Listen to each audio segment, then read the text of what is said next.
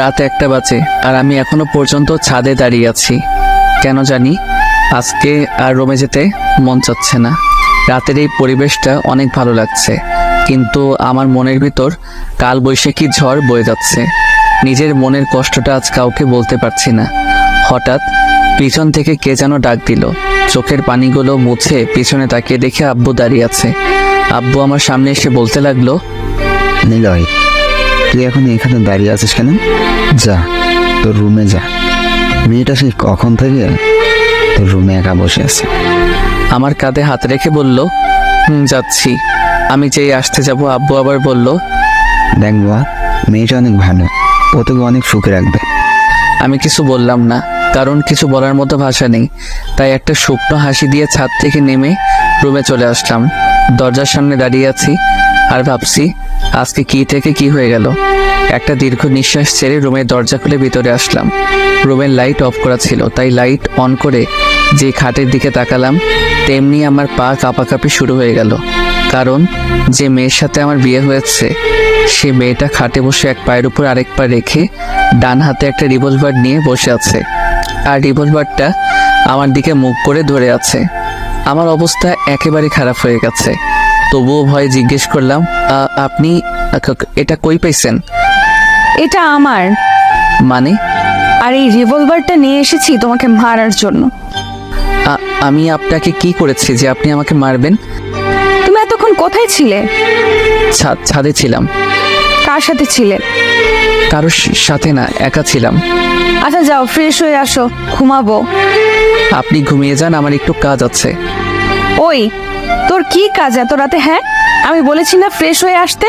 তাড়াতাড়ি যা, না হলে এই বন্দুক দিয়ে গুলি করে তোর খুলি উড়িয়ে দেব। এত সুন্দর ঝাড়ি খেয়ে আমি এক দৌড়ে ওয়াশরুমে চলে আসলাম। ওয়াশরুমে এসে ফ্রেশ হয়ে বাইরে আসতেই দেখলাম মেয়েটা এখনো সেইভাবেই বসে আছে। আমাকে দেখেই বলল, আজকে কি সেখানেই দাঁড়িয়ে থাকবে নাকি ঘুমাবেও? আমি কিছু না বলে খাট থেকে আমার বালিশটা নিয়ে ফ্লোরে যেই শুতে যাব, তেমনি মেয়েটা বলল, কি ব্যাপার, তুমি নিচে শুইতেছো কেন? তাহলে কোথায় ঘুমাবো? কেন, খাটে কি জায়গা নেই? না মানে ওই, কি না মানে করছো? তাড়াতাড়ি খাটে শুয়ে পড়ো। না, আপনি উপরে শুয়ে পড়ুন, আমি নিচে শুইতে পারবো। ওই, তোকে বলছি না আমার কথার উপরে কোনো কথা বলবি না।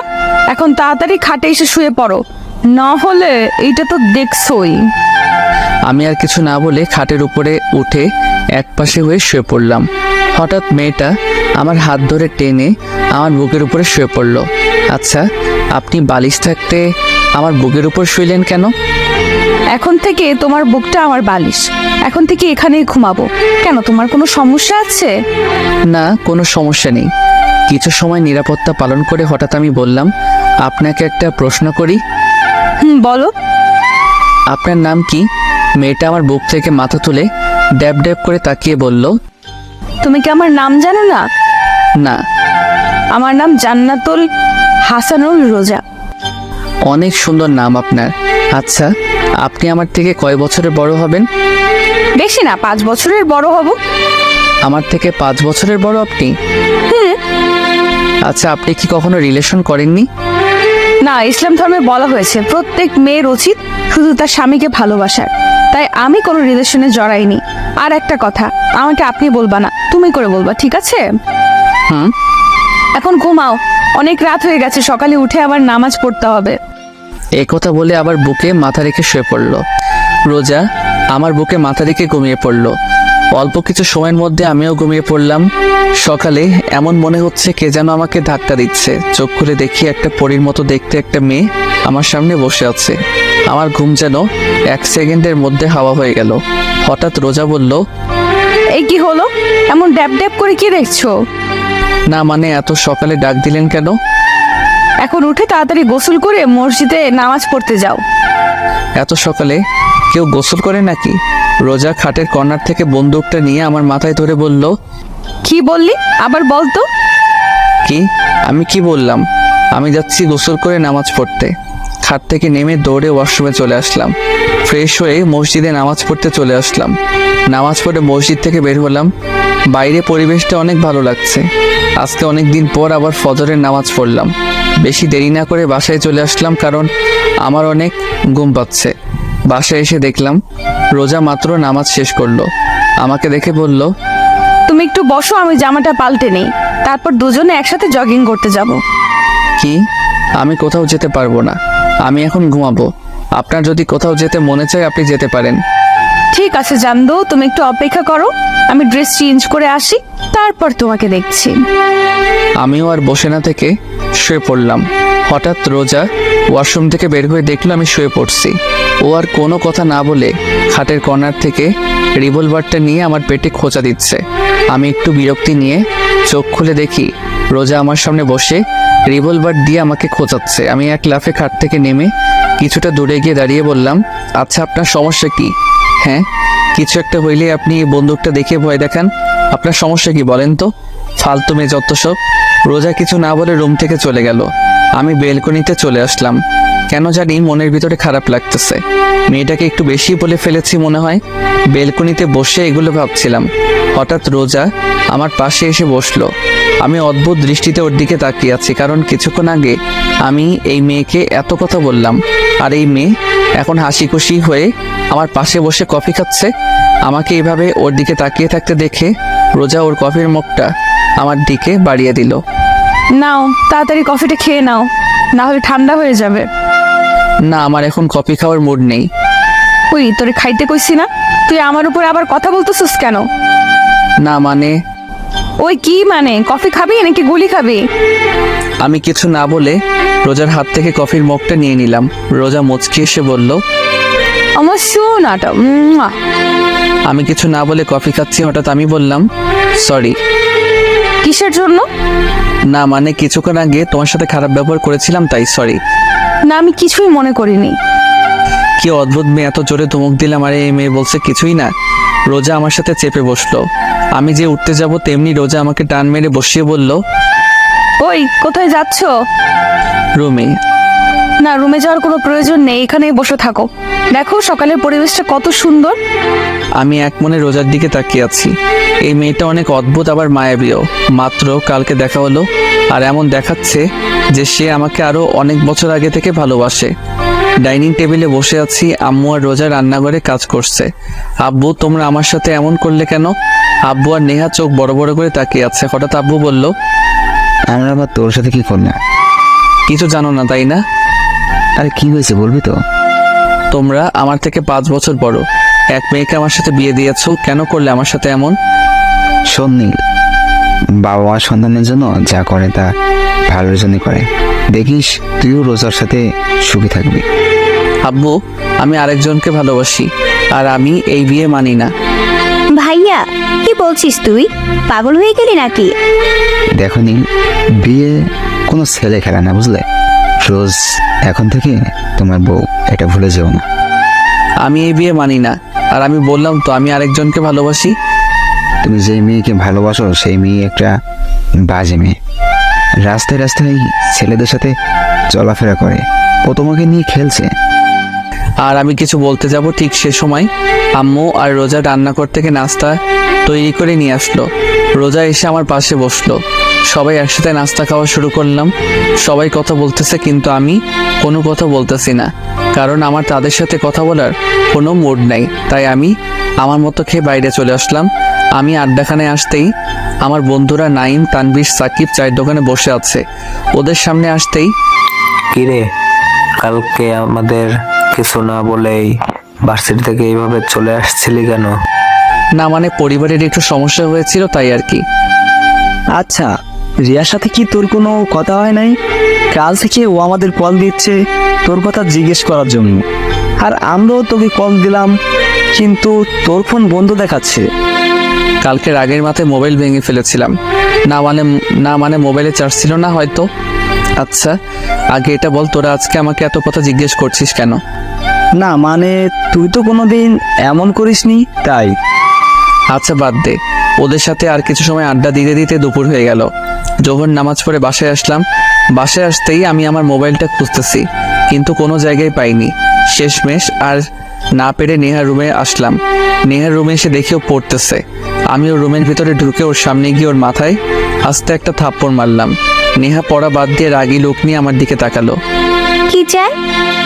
কালকে যে আমি আমার মোবাইলটা ভেঙেছিলাম, ওটা তো কালকে আমার রুমে ছিল, কিন্তু এখন পাচ্ছি না। বল না, তুই কি কিছু জানিস নাকি? বললে আমি কি পাবো? তোর কি লাগবো? বেশি কিছু না, বিকেলে ঘুরতে নিয়ে যেতে হবে। ঠিক আছে, এখন বল। ভাবির কাছে। আর তোর ভাবি এখন কোথায়? রান্না করে। আমি আর কিছু না বলে রান্নাঘরের সামনে চলে আসলাম। রান্নাঘরের সামনে এসে দেখি রোজা একটাই রান্না করছে। আমি রান্নাঘরে ঢুকে পড়লাম। কেমনে যেন রোজা রান্নাঘরে কারো উপস্থিতি টের পেয়ে তাড়াতাড়ি পিছনে করে তাকালো। রোজা আমাকে দেখে বলল, সকাল থেকে এই পর্যন্ত কোথায় ছিলে? বন্ধুদের সাথে। নামাজ পড়ছিলা? আমার একটা কথা ছিল। বলো। আমার মোবাইলটা কোথায়? বলবো, তার আগে আমার একটা শর্ত আছে। বলো কি? আমাকে এখন পেছন থেকে জড়িয়ে ধরো, তাহলে বলবো। কি পাগল হয়ে গিয়েছো নাকি? যত তাড়াতাড়ি ধরবে তত তাড়াতাড়ি মোবাইল পেয়ে যাবে। আমি পারবো না, অন্য কিছু বলো। তোমার ইচ্ছে, না ধরলে নাই, আমার কিচ্ছু যায় আসে না। কেউ এসে গেলে খারাপ হয়ে যাবে। ওই কে কি বললো? হ্যাঁ, তুই কি অন্য কোনো মেয়েকে জড়িয়ে ধরবি যে কেউ দেখলে খারাপ ভাববে? এখন চুপচাপ দাঁড়িয়ে না থেকে তুই তোর কাজ কর, না হলে চিৎকার করে সবাইকে বলবো তুই আমাকে নির্যাতন করছিস। রান্না করা বাদ দিয়ে পিছনে করে রাগী লোক নিয়ে বলল, শুরু হয়ে গেছে ছেড়ে দেওয়া। আই, কি বিড়বিড় করছিস? আবার পিছনে করে ওর কাজ করতে করতে বলল। আমি আর কিছু না বলে রোজার পিছনে গিয়ে ওর দুই কাঁধে হাত দিয়ে রেখেছি।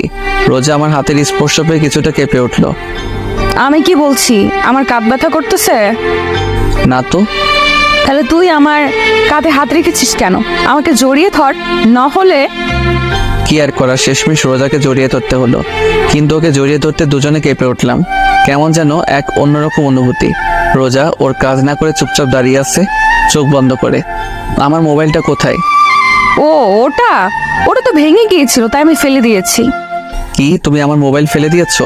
ওটার মধ্যে আমার সিম কার্ড ছিল, আর তুমি সেটা ফেলাই দিচ্ছ? আমি ওকে ছেড়ে দিয়ে বললাম, রোজা সত্যি করে বলো তো। ফেলে দিয়েছি, কারণ ওটা একটা ভাঙা মোবাইল ছিল। তার এবার আমি কি জানতাম নাকি যে মোবাইলের ভেতরে সিম কার্ড ছিল? আমি কিছু না বলে রুমে চলে আসলাম। বিকেলে বেলকনিতে বসেছিলাম, এমন সময় নেহা আসলো। এসে বলল, ওই ঘুরতে নিয়ে যাবি না? না গেলে হয় না? দেখ, তুই কিন্তু আমাকে কথা দিয়েছিস, এখন কথা মোতাবেক কাজ কর। আচ্ছা ঠিক আছে, তুই যা, আমি রেডি হয়ে আসছি। অল্প কিছু সময়ের মধ্যে রেডি হয়ে নিচে চলে আসলাম। নেহার জন্য অপেক্ষা করতে লাগলাম। হঠাৎ মাথায় একটা কথা আসলো। আজকে দুপুরের পর থেকে রোজা রুমে আসেনি, আর ওর সাথে দেখাও হয়নি। হঠাৎ নেহা আমার সামনে এসে বলল, চল ভাইয়া, আমি রেডি। আমরা মানে? আমি আর ভাবি। কিন্তু তুই তো বলেছিলি তুই একা যাবি। ওই খবরদার, মিথ্যা কথা বলবি না। আমি বলেছি ঘুরতে নিয়ে যেতে হবে, কিন্তু এটা বলিনি যে আমাকে নিয়ে যেতে হবে। আচ্ছা ঠিক আছে, তোর ভাবি কই? নেহা চোখ দিয়ে ইশারা করে সাইডে দেখতে বললো। আমি সাইডে তাকাতেই অবাক, কারণ রোজা একটা নীল রঙের শাড়ি পরেছে, আর এই শাড়িতে ওকে অনেক সুন্দর লাগছে। ওর টানা টানা হরিণের মতো চোখে একটা দৃষ্টিতে তাকিয়ে থাকতে মন চাচ্ছে। রোজা আমাকে এইভাবে ওর দিকে তাকিয়ে থাকতে দেখে ও লজ্জায় লাল হয়ে গেল। আমার দুজনের অবস্থা দেখে নেহা বলল, ওই, আজকে কি তোমরা যাইবা নাকি এখানে একজন আরেকজনের দিকে তাকায় থাকবা? নেহার কথা শুনে আমাদের দুজনের ঘোর কাটলো। চলো। আমি গাড়ি ড্রাইভ করছি, আর পিছনে রোজা আর নেহা কথা বলেই যাচ্ছে। থামার কোনো নামই নেই। ওদের কথা শুনে মন চাচ্ছে গাড়ি থেকে লাফ দিই। হঠাৎ নেহা বলল, ভাইয়া, ওই দোকানদারটার সামনে গাড়ি থামা। কেন? ফুচকা খাবো তাই। এখন কথা কম বলে গাড়ি থামা। দোকানটার সামনে গাড়ি থামাতে রোজা আর নেহা গাড়ি থেকে হাওয়া বাইরে তাকিয়ে দেখি ওরা দোকানের দিকে হাঁটা দিচ্ছে। কি আর করার, ওদের পিছে পিছে যেতে হলো। রোজা আর নেহা এক পাশে বসলো, আর আমি আরেক পাশে। কিছু সময় পর নেহা আর রোজা এমনভাবে ফুচকা খাওয়া শুরু করলো যে অনেক বছর পর ফুচকা দেখেছে। একটার পর একটা মুখের ভিতর ঢুকিয়ে চলেছে। হঠাৎ কোথা থেকে যেন একটা মেয়ে আমার পাশের সিটে বসে পড়লো। রোজা আর নেহা খাওয়ার মধ্যেই ব্যস্ত, আর আমি ড্যাব ড্যাব করে মেয়েটার দিকে তাকিয়ে আছি। মেয়েটার গায়ের রং ফর্সা। মেয়েটা একটা কালো রঙের শাড়ি পরেছে, হাতে কালো চড়ি, কপালে কালো টিপ। মেয়েটাকে অনেক সুন্দর লাগছে। হঠাৎ মেয়েটা আমাকে বলল, আচ্ছা, আপনি কি সিঙ্গেল? আমি আপনাকে অনেক ভালোবেসে ফেলেছি। আমি রোজ আর নেহার দিকে তাকিয়ে দেখি নেহা ফুচকা না খেয়ে ড্যাব ড্যাব করে মেয়েটার দিকে তাকিয়ে আছে, কিন্তু রোজা চুপচাপ ফুচকা খেয়ে যাচ্ছে। আমি পুরো অবাক হয়ে গেলাম। স্ত্রীর সামনে নিজের স্বামীকে অন্য মেয়ে প্রপোজ করছে, আর এই মেয়ে কোনো কিছু না করে ফুচকা খাচ্ছে। কি অদ্ভুত মেয়ে।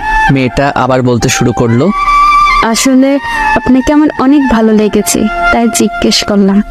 আচ্ছা, আপনার নাম্বারটা দিতে মেয়েটা আর কিছু না বলে হঠাৎ উঠে এক দৌড়ে দোকানের ভেতর থেকে বের হয়ে গেল। আমি মেয়েটার কাণ্ড দেখে অবাক হয়ে গেলাম। এমনভাবে দৌড় দিল যে কোনো ভূত দেখেছে। আমি নেহার দিকে তাকিয়ে দেখি ও রোজার দিকে তাকিয়ে আছে। আমি রোজার দিকে তাকাতেই আমার গলা শুকিয়ে কাঠ হয়ে গেছে, কারণ রোজা সেই রিভলভারটা টেবিলের উপর রাখা, আর ও চুপচাপ ফুচকা খাচ্ছে যেন কিছুই না। নেহা এমনভাবে রোজার দিকে তাকিয়ে আছে যে ওর চোখ এখনই বের হয়ে আসবে।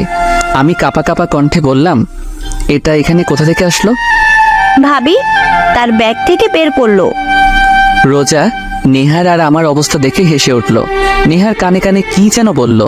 হঠাৎ নেহা চিৎকার করে বলে উঠল, সিরিয়াসলি? ও জানে। না।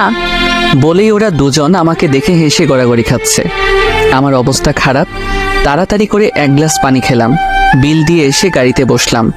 আমি গাড়ি ড্রাইভ করছি, আর ওরা দুজন কি নিয়ে যেন হাসাহাসি খাচ্ছে। আচ্ছা, তুমি কি সবসময় তোমার সাথে এই রিভলভারটা নিয়ে চলাফেরা করো? ভয় করে না? যেমন?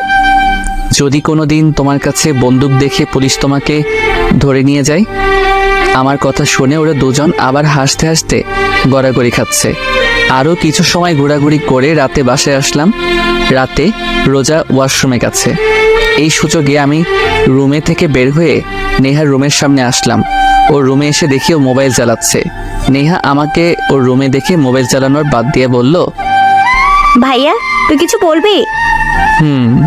তোকে একটা কথা জিজ্ঞেস করার ছিল। বল। তোর ভাবি ওই সময় তোর কানে কানে কি বলছিল? সেটা তো বলা যাবে না। কেন? এটা ভাবি আর আমার সিক্রেট, তাই তোকে বলা যাবে না। আর অন্যের পার্সোনাল ব্যাপার জানতে তো লজ্জা করে না? নেহার কথা শুনে আমি আহত দৃষ্টিতে ওর দিকে তাকিয়ে আছি।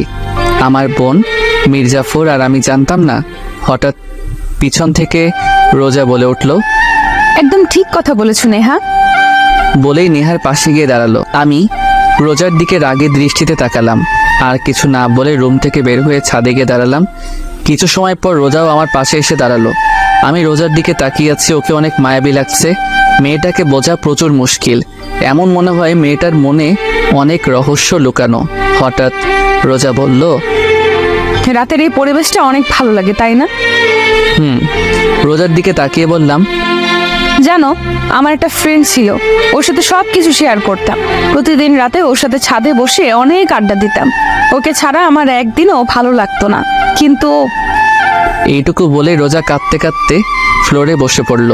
ও এমনভাবে কান্না করছে যে ওর জীবন থেকে বেশ মূল্যবান কিছু হারিয়ে ফেলেছে। ওর এইভাবে কান্না কেন যেন আমার আর সহ্য হচ্ছে না। বুকের ভিতর কেমন যেন লাগছে। আমি রোজার পাশে বসে ওর কাঁধে হাত রাখলাম। কি হয়েছিল সেই দিন, আর তুমি এমনভাবে কান্না করছো কেন? রোজা কিছু না বলে আমাকে আষ্টে পৃষ্ঠে জড়িয়ে ধরলো, আর আরও জোরে কান্না করতে লাগলো। কান্না করতে করতে হঠাৎ রোজা বলল, আমার একটা কথা রাখবে? বলো। কখনো আমাকে একা ছেড়ে চলে যাবে না তো? রোজার কথা শুনে আমি চুপ হয়ে গেলাম। ওর এই প্রশ্নের জবাব কি দিব সেই উত্তর আমার কাছে নেই। কি হলো, বলো না, তুমি কি কখনো আমাকে ছেড়ে চলে যাবে? আমি চোখের পানি কেন যেন আমার সহ্য হচ্ছে না। কেন যেন ওর প্রতি কোনো এক মায়া সৃষ্টি হচ্ছে। ওর কান্না মাখা মুখ দেখে আমি বলে উঠলাম, না, কোনো দিনও তোমাকে ছেড়ে যাব না, সব সময় তোমার পাশে থাকবো। রোজা কিছু না বলে আমার বুকে মাথা রেখে বসে থাকলো। আর আমি ভাবতে লাগলাম, আমি তো অন্য কাউকে ভালোবাসি, তাহলে রোজাকে এই কথা কিভাবে বলতে পারলাম? রোজা, এই প্রথম আমি রোজার নাম বলে ডাক দিলাম। রোজা। রোজা এখনো নিশ্চুপ থাকায় বুঝতে পারলাম ও ঘুমিয়ে পড়েছে। রাত 11টা বেজে গেছে, আর আকাশের অবস্থা দেখে বোঝা যাচ্ছে বৃষ্টি আসতে পারে। তাই বেশি দেরি না করে রোজাকে সাবধানে কোলে তুলে নিলাম। ছাদ থেকে নেমে রুমে যাচ্ছি, এমন সময় আমাদের সামনে নেহা এসে হাজির। তো এত রাতে কোথা থেকে আসা হলো? হুম হুম চুপ, আসতে বলো, রোজা ঘুমিয়ে পড়েছে। ও, তুই কি করছিস? এত রোমান্টিক একটা সময়, ভাবি তোর কোলে একটা ছবি তুলে নেই। নেহার ছবি তোলা হয়ে গেলে আমরা রুমে চলে আসলাম। রোজাকে বিছানায় শুয়ে দিলাম। আমি ওর অপর পাশে শুয়ে পড়লাম, রোজার দিকে মুখ করে। ঘুমন্ত অবস্থায় রোজাকে অনেক মায়াবতী লাগছে। কান্না করার ফলে ওর দু চোখ ফুলে গেছে, নাক লাল হয়ে গেছে। ওকে দেখে আমার এক অন্যরকম অনুভূতি কাজ করছে। কেন যেন এখন আর রিয়ার কথা মনে পড়ছে না। মন চাচ্ছে রোজার সাথেই থাকি সব সময়। এইসব ভাবতে ভাবতে কখন যে ঘুমিয়ে পড়লাম মনে নেই। সকালে ঘুম থেকে উঠে দেখলাম রোজা আমার বুকের উপরে মাথা রেখে গুটিসুটি মেরে শুয়ে আছে। রোজাকে বুকের উপর থেকে সরিয়ে একপাশে শুয়ে দিলাম। আমি উঠে ওয়াশরুমে চলে আসলাম। কিছু সময় পর ফ্রেশ হয়ে নিচে আসলাম। কি রে, রোজা কোথায়? ও ঘুমাচ্ছে। ও, তুই এখন কি ভার্সিটিতে যাবা? হুম, নেহা কি যাবে না? নেহা তো ওর ফ্রেন্ডদের সাথে চলে গেছে। ও, কিছু সময় পর ভার্সিটির উদ্দেশ্যে রওনা দিলাম। কিছু সময়ের মধ্যে ভার্সিটি পৌঁছে গেলাম। ভার্সিটির ভিতর ঢুকতে কোথা থেকে যেন রিয়া দৌড়ে এসে আমাকে জড়িয়ে ধরলো আর বলতে লাগলো, ওই কালকে কোথায় ছিলে আর তোমার মোবাইল বন্ধ কেন? রিয়ার এইভাবে জড়িয়ে ধরা আমার কেন যেন ভালো লাগছে না। ওকে এক ঝটকায় নিজের থেকে ছাড়িয়ে নিয়ে বললাম, একটু প্রবলেম হয়েছিল তাই আর কি। তো আমি কি কিছু হেল্প করতে পারবো নাকি? না, দরকার নেই, এখন চলো ক্লাসে যাই। না, আজকে গল্প করবো, চলো। না, আমার এখন গল্প করার কোনো মুড নেই। না, তোমাকে বলছি না, এখন গল্প করবো, চলো। আমি রিয়ার হাত থেকে আমার হাত এক টান দিয়ে ছাড়িয়ে নিয়ে বললাম, এত বায়না করো কেন? আমি বললাম না আমার এখন তোমার সাথে গল্প করার মুড নেই। সরি। রিয়া কিছু না বলে সেখান থেকে চলে গেল। আর আমি ভাবতে লাগলাম আজ এই প্রথম আমি রিয়ার সাথে এমন ব্যবহার করলাম, কিন্তু কেন করলাম তা অজানা। অনেক সময় খোঁজার পর এক ক্যাম্পাসের এক কোনো আম গাছের নিচে বসে আছে। আমি রিয়ার সামনে গিয়ে দাঁড়ালাম। অনেকক্ষণ হয়ে গেল কিন্তু রিয়া এখনো পর্যন্ত নিচের দিকে তাকিয়ে আছে। আমি আর না পেরে রিয়ার সামনে বসে পড়লাম। সরি বললাম তো। আমার আপনার সরি লাগবে না, আপনি এখন আসতে পারেন। না, আমি এখন আমার জানের সাথে গল্প করব। দরকার নেই আপনার গল্প। আমি রিয়ার পাশে বসে রিয়ার মাথা ধরে আমার কাঁধে রাখলাম। রিয়া আমার কাঁধে মাথা রেখে চুপচাপ বসে আছে। এখন কি কোনো কথা না বলার প্রতিজ্ঞা করেছো? ঠিক আছে, আমি কোনো কথা বলবো না। আমার সোনাটা কি রাগ করেছে? রিয়ার মুখের কথা শুনে আমার রোজার কথা মনে পড়ে গেল। ওই মেয়ে এখন কি যেন করছে। হঠাৎ রিয়া হালকা ধাক্কা দিয়ে বলল, কি হলো, কি ভাবছো? না কিছু, রিয়ার সাথে গল্প করছি। হঠাৎ ক্যাম্পাসে পুলিশের গাড়ি ঢুকলো। ক্যাম্পাসের সবাই গাড়ির দিকে তাকিয়ে আছে। হঠাৎ পুলিশের গাড়ির ভিতর থেকে একজন লোক বের হয়ে আমাদের দিকে আসতে লাগলো। আমি আর রিয়া কিছুটা ভয় পেয়ে গেলাম। লোকটা সামনে এসে বলল, আপনাকে ম্যাডাম ডেকেছে। আমি কি করেছি যে আপনার ম্যাডাম আমাকে ডেকেছে? সেটা না হয় ম্যাডামের কাছ থেকেই শুনে নিয়েন। বলে আমার হাত ধরে টেনে নিয়ে যেতে লাগলো যেন আমি কোনো আসামি। পুরো ক্যাম্পাসের সবাই আমার দিকে তাকিয়ে আছে আর ভয়ে আমার গলা শুকিয়ে কাট, হার্টবিট কয়েক গুণ গতিতে লাফাতে লাগলো। লোকটা পুলিশের গাড়ির সামনে এসে বলল, ম্যাম, নিয়ে এসেছি। গাড়ির ভিতরে যে বসেছিল তাকে বলল। আপনি এখন যেতে পারেন। লোকটা চলে গেল। গাড়ির ভিতরে যে মেয়েটা বসেছিল তাকে দেখে আমার মাথায় আকাশ ভেঙে পড়ল। আমার গলা দিয়ে কোনো কথা বের হচ্ছে না। তারপরেও কাঁপা কাঁপা গলায় বললাম, তুমি? তো এখানে কি অন্য কেউ থাকার কথা ছিল নাকি? পুলিশ থাকার কথা। তুমি গাঁজা টাজা খাইছো নাকি? না, কেন? তাহলে তুমি কি আমার শরীরে পুলিশের ইউনিফর্ম পরা তাকে দেখো না? তাহলে তুমি কি আসলেই পুলিশ? কোন পোস্টে? ওসি। আচ্ছা, তুমি কি এখন গোয়েন্দাদের মতো শুধু প্রশ্নই করে যাবে নাকি গাড়িতে উঠে বসবে? দেখো, পুরো ক্যাম্পাসের সব লোক আমাদের দিকে তাকিয়ে আছে। রোজার কথা শুনে আশেপাশে তাকিয়ে দেখি সবাই আমাদের দিকে তাকিয়ে আছে। রিয়ার দিকে তাকিয়ে দেখি ও ওখানেই থ মেরে দাঁড়িয়ে আছে। আমি কোনো কথা না বলে গাড়িতে উঠে বসলাম। রোজা ড্রাইভ করছে আর আমি চুপচাপ ড্যাব ড্যাব করে রোজার দিকে তাকিয়ে আছি। রোজাকে এই ড্রেসে এক কথায় অসাধারণ লাগছে।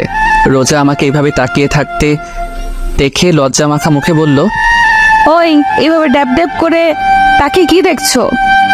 তোমাকে? আমাকে দেখার মতো আমার মাঝে এমন কি আছে? বলতে পারলাম না, কিন্তু তোমাকে অনেক সুন্দর লাগছে। তাই? আচ্ছা, এই কয়দিন না আমাকে ভয় পাইতা? না, ভয় কেন লাগবে?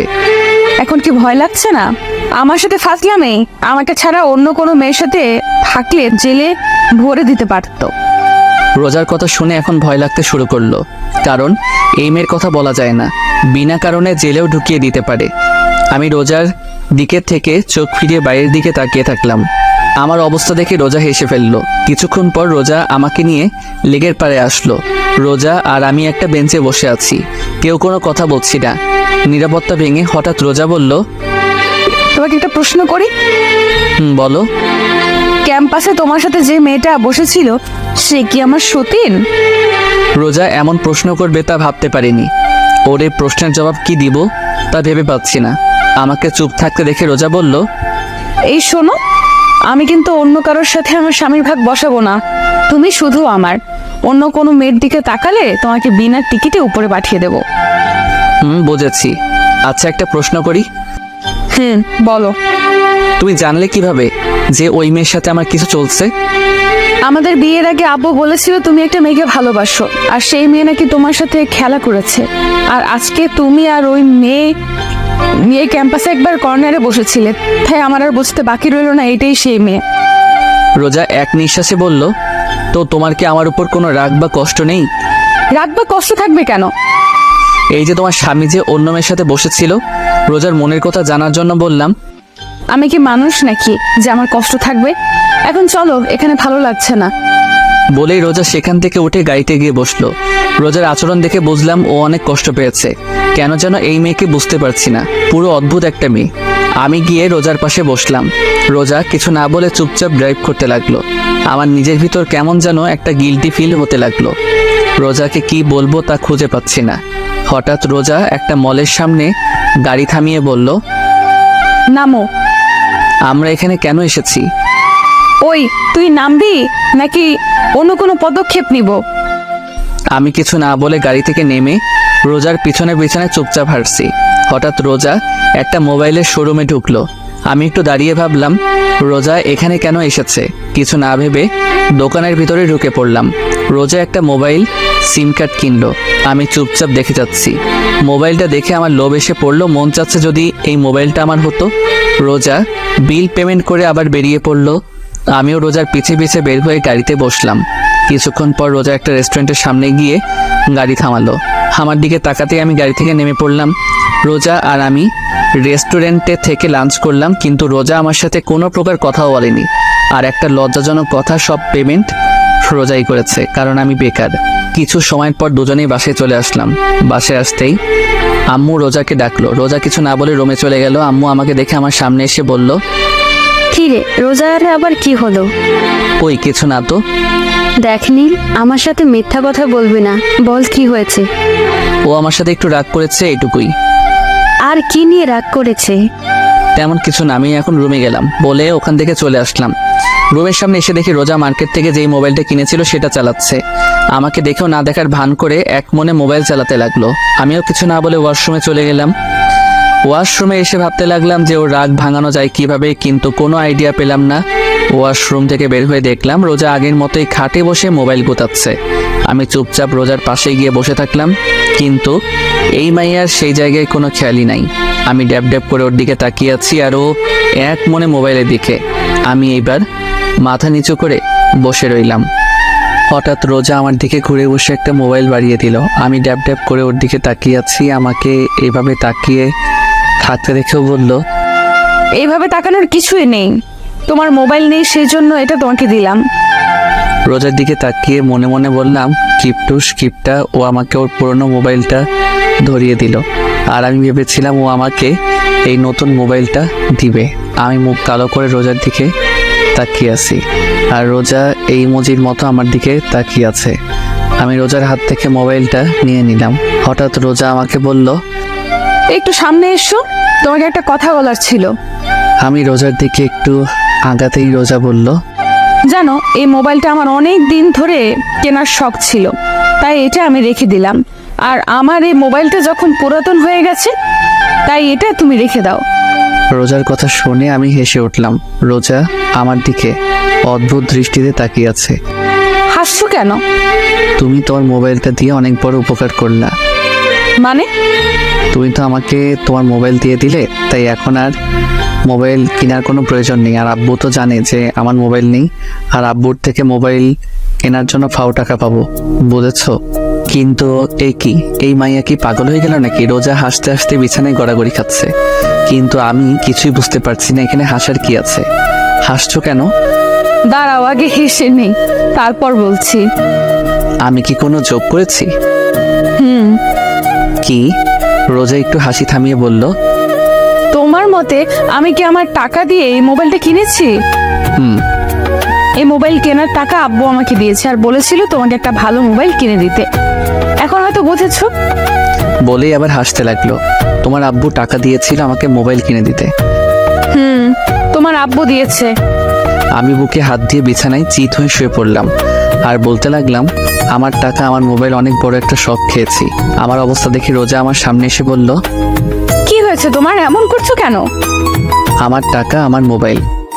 আচ্ছা, টাকার বদলে অন্য কিছু দিলে হবে নাকি? ওই মোবাইলটা আমাকে দিলে খুশি হতাম। না, তা হবে না, অন্য কিছু লাগলে বলো। না, আমার অন্য আর কিছু লাগবে না বলে যেই উঠতে যাব, রোজা আমার বাম হাত ধরে টান মেরে আবার শুয়ে দিয়ে আমার বুকের উপর উঠে বসলো আর বলতে লাগলো, ওই কই যাচ্ছ? ও ওয়াশরুমে যাচ্ছিলাম। কিছু সময় আগে না ওয়াশরুমে গিয়েছিলে? আবার যেতে মন চাচ্ছিল। কেন, ওয়াশরুমে কি ওই ডাইনি বুড়ি রিয়া আছে নাকি? কি বললি? আবার বলতো। না মানে কি না মানে বলছিস, ভালো মতো বল। আমি যেই কিছু বলতে যাব তার আগেই রোজা ওর মুখ আমার মুখের সামনে নিয়ে আসলো। রোজার নিঃশ্বাস আমার মুখে পড়ছে আর আমার নিঃশ্বাস রোজার মুখে। রোজা কিছুটা কেঁপে উঠলো। ও এক দৃষ্টিতে আমার চোখের দিকে তাকিয়ে আছে। আমি চোখ সরিয়ে নিলাম। যেই রোজাকে সরাতে যাব তার আগেই রোজা আমার ঠোঁটের ওইতে নিয়ে নিল। প্রায় 6 মিনিট পাগলের মতো কিস করার পর হঠাৎ আমার নিঃশ্বাস বন্ধ হয়ে যাচ্ছে, তাই রোজাকে ধাক্কা দিয়ে সরিয়ে ফেললাম। দুজনেই হাঁপাতে লাগলাম। রোজা বলল, ওই তুমি আমাকে সরালে কেন? এমন পাগলের মতো কেউ কাউকে কিস করে? আর একটু হলেই তো মরে গিয়েছিলাম। আমার স্বামীকে আমি মেরে ফেলবো, কিস করবো, তাতে তোমার কি? আচ্ছা, তোমার কি লজ্জা করে না? কেন লজ্জা করবে? তোমার থেকে বয়সে একটা ছোট ছেলেকে কিস করতে? আর এই বয়সে কম ছেলেটা আমার স্বামী, তাই আমার যা মন চাইবে আমি তাই করব। বলেই রোজা চলে গেল আর আমি ছাদে চলে আসলাম। ছাদে এক কর্নারে দাঁড়িয়ে ভাবতে লাগলাম, এখন মনে হচ্ছে রোজার জন্য আমার মনে ভালোবাসা জন্ম নিয়েছে। ওর এই পাগলামোগুলো কেন যেন ভালো লাগছে। তাহলে কি আমি রোজাকে ভালোবেসে ফেলেছি? কিন্তু আমি তো রিয়াকে ভালোবাসি। রাতে সবার সাথে খাওয়া দাওয়া করে রুমে এসে খাটে বসে রোজার দেওয়া মোবাইলটা হাতে নিয়ে দেখতে লাগলাম আর ভাবছি মোবাইলটা চালু করব নাকি। বেশি কিছু না ভেবে মোবাইলটা অন করলাম। মোবাইলের ওয়ালপেপার দেখে আমি একটু অবাক হলাম, কারণ সেদিন রাতে নেহা আমার আর রোজার যে ছবিটা তুলেছিল সেটা দিয়ে রেখে, তার মানে সেই রাতের ঘটনা রোজা নেহার থেকে শুনেছে। ওসব ভাবছি, হঠাৎ রোজা রুমে ঢুকলো। কিছু না বলে রুমের দরজা লাগিয়ে আমার সামনে এসে বলল, আমি এখন ঘুমাবো। তো ঘুমিয়ে যাও, আমি কি তোমাকে ধরে রেখেছি নাকি? তুমি কি ঘুমাবে না? তাহলে ঘুমাও, এত রাতে ফোন চালাচ্ছ কেন? তুমি ঘুমিয়ে পড়ো, আমি একটু পর ঘুমাবো। বুঝেছি, ভালোভাবে বললে হবে না। বলেই রোজা খাটের উপরে উঠে আমার হাত থেকে মোবাইলটা নিয়ে নিল। আমি শুধু নির্বাক দর্শক হিসেবে তাকিয়ে আছি। মোবাইলটা সাইডে রেখে আমার হাত টান মেরে শুয়ে দিয়ে ও আমার বুকের উপর শুয়ে পড়লো। আমি এখনো নির্বাক দর্শক হিসেবে তাকিয়ে আছি। এটা কি হলো? কোথায় আবার কি হলো? তুমি আমার উপর কেন শুয়েছো? বিছানায় তো বালিশ আছে, ওখানে সব। আমার বালিশ শুধু তুমি। হ্যাঁ নয় হ্যাঁ। এখন কথা কম বলে শুয়ে পড়ো, অনেক রাত হয়েছে।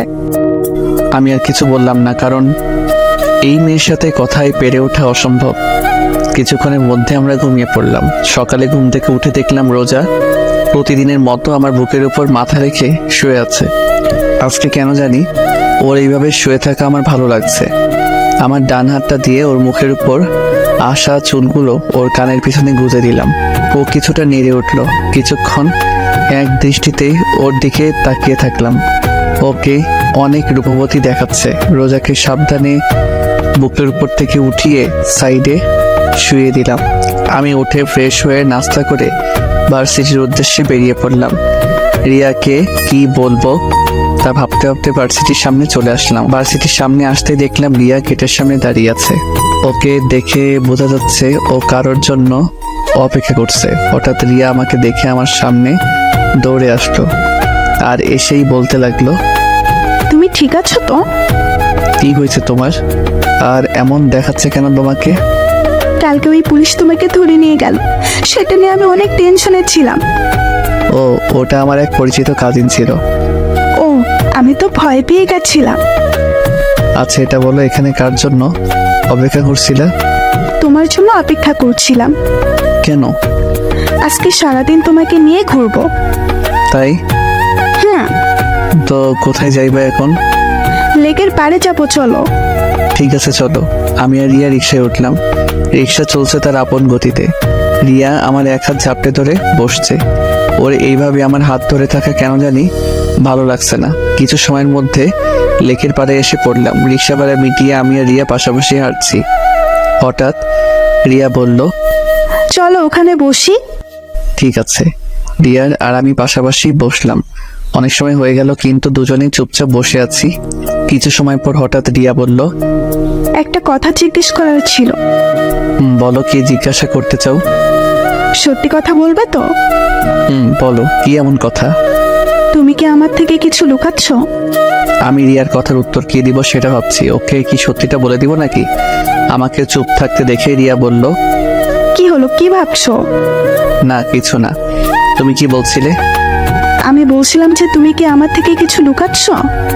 না মানে আমি আবার তোমার থেকে কি লুকাবো? না মানে তুমি কিছুটা বদলে গেছো, আগের মতো আর নেই। আমি আগের মতোই আছি। আচ্ছা বাদ দাও এই টপিক। দুজনে আবার চুপ হয়ে গেলাম, কেউ কোনো কথা বলছি না। আবার কিছু সময় পার হয়ে গেল। হঠাৎ আমার মোবাইলে কল আসলো। মোবাইলের স্ক্রিনে তাকিয়ে দেখি আননোন নাম্বার থেকে কল আসছে। আমি তো এই সিম কার্ডের নাম্বারে কাউকে দেইনি, তাহলে কে কল দিল? এইসব ভাবতে ভাবতে কলটা কেটে গেল। এটা দেখে রিয়া বলল, কি ব্যাপার, কলটা ধরলে না কেন? আমি কিছু বলতে যাব তার আগে আবার কল আসলো সেই একই নাম্বার থেকে।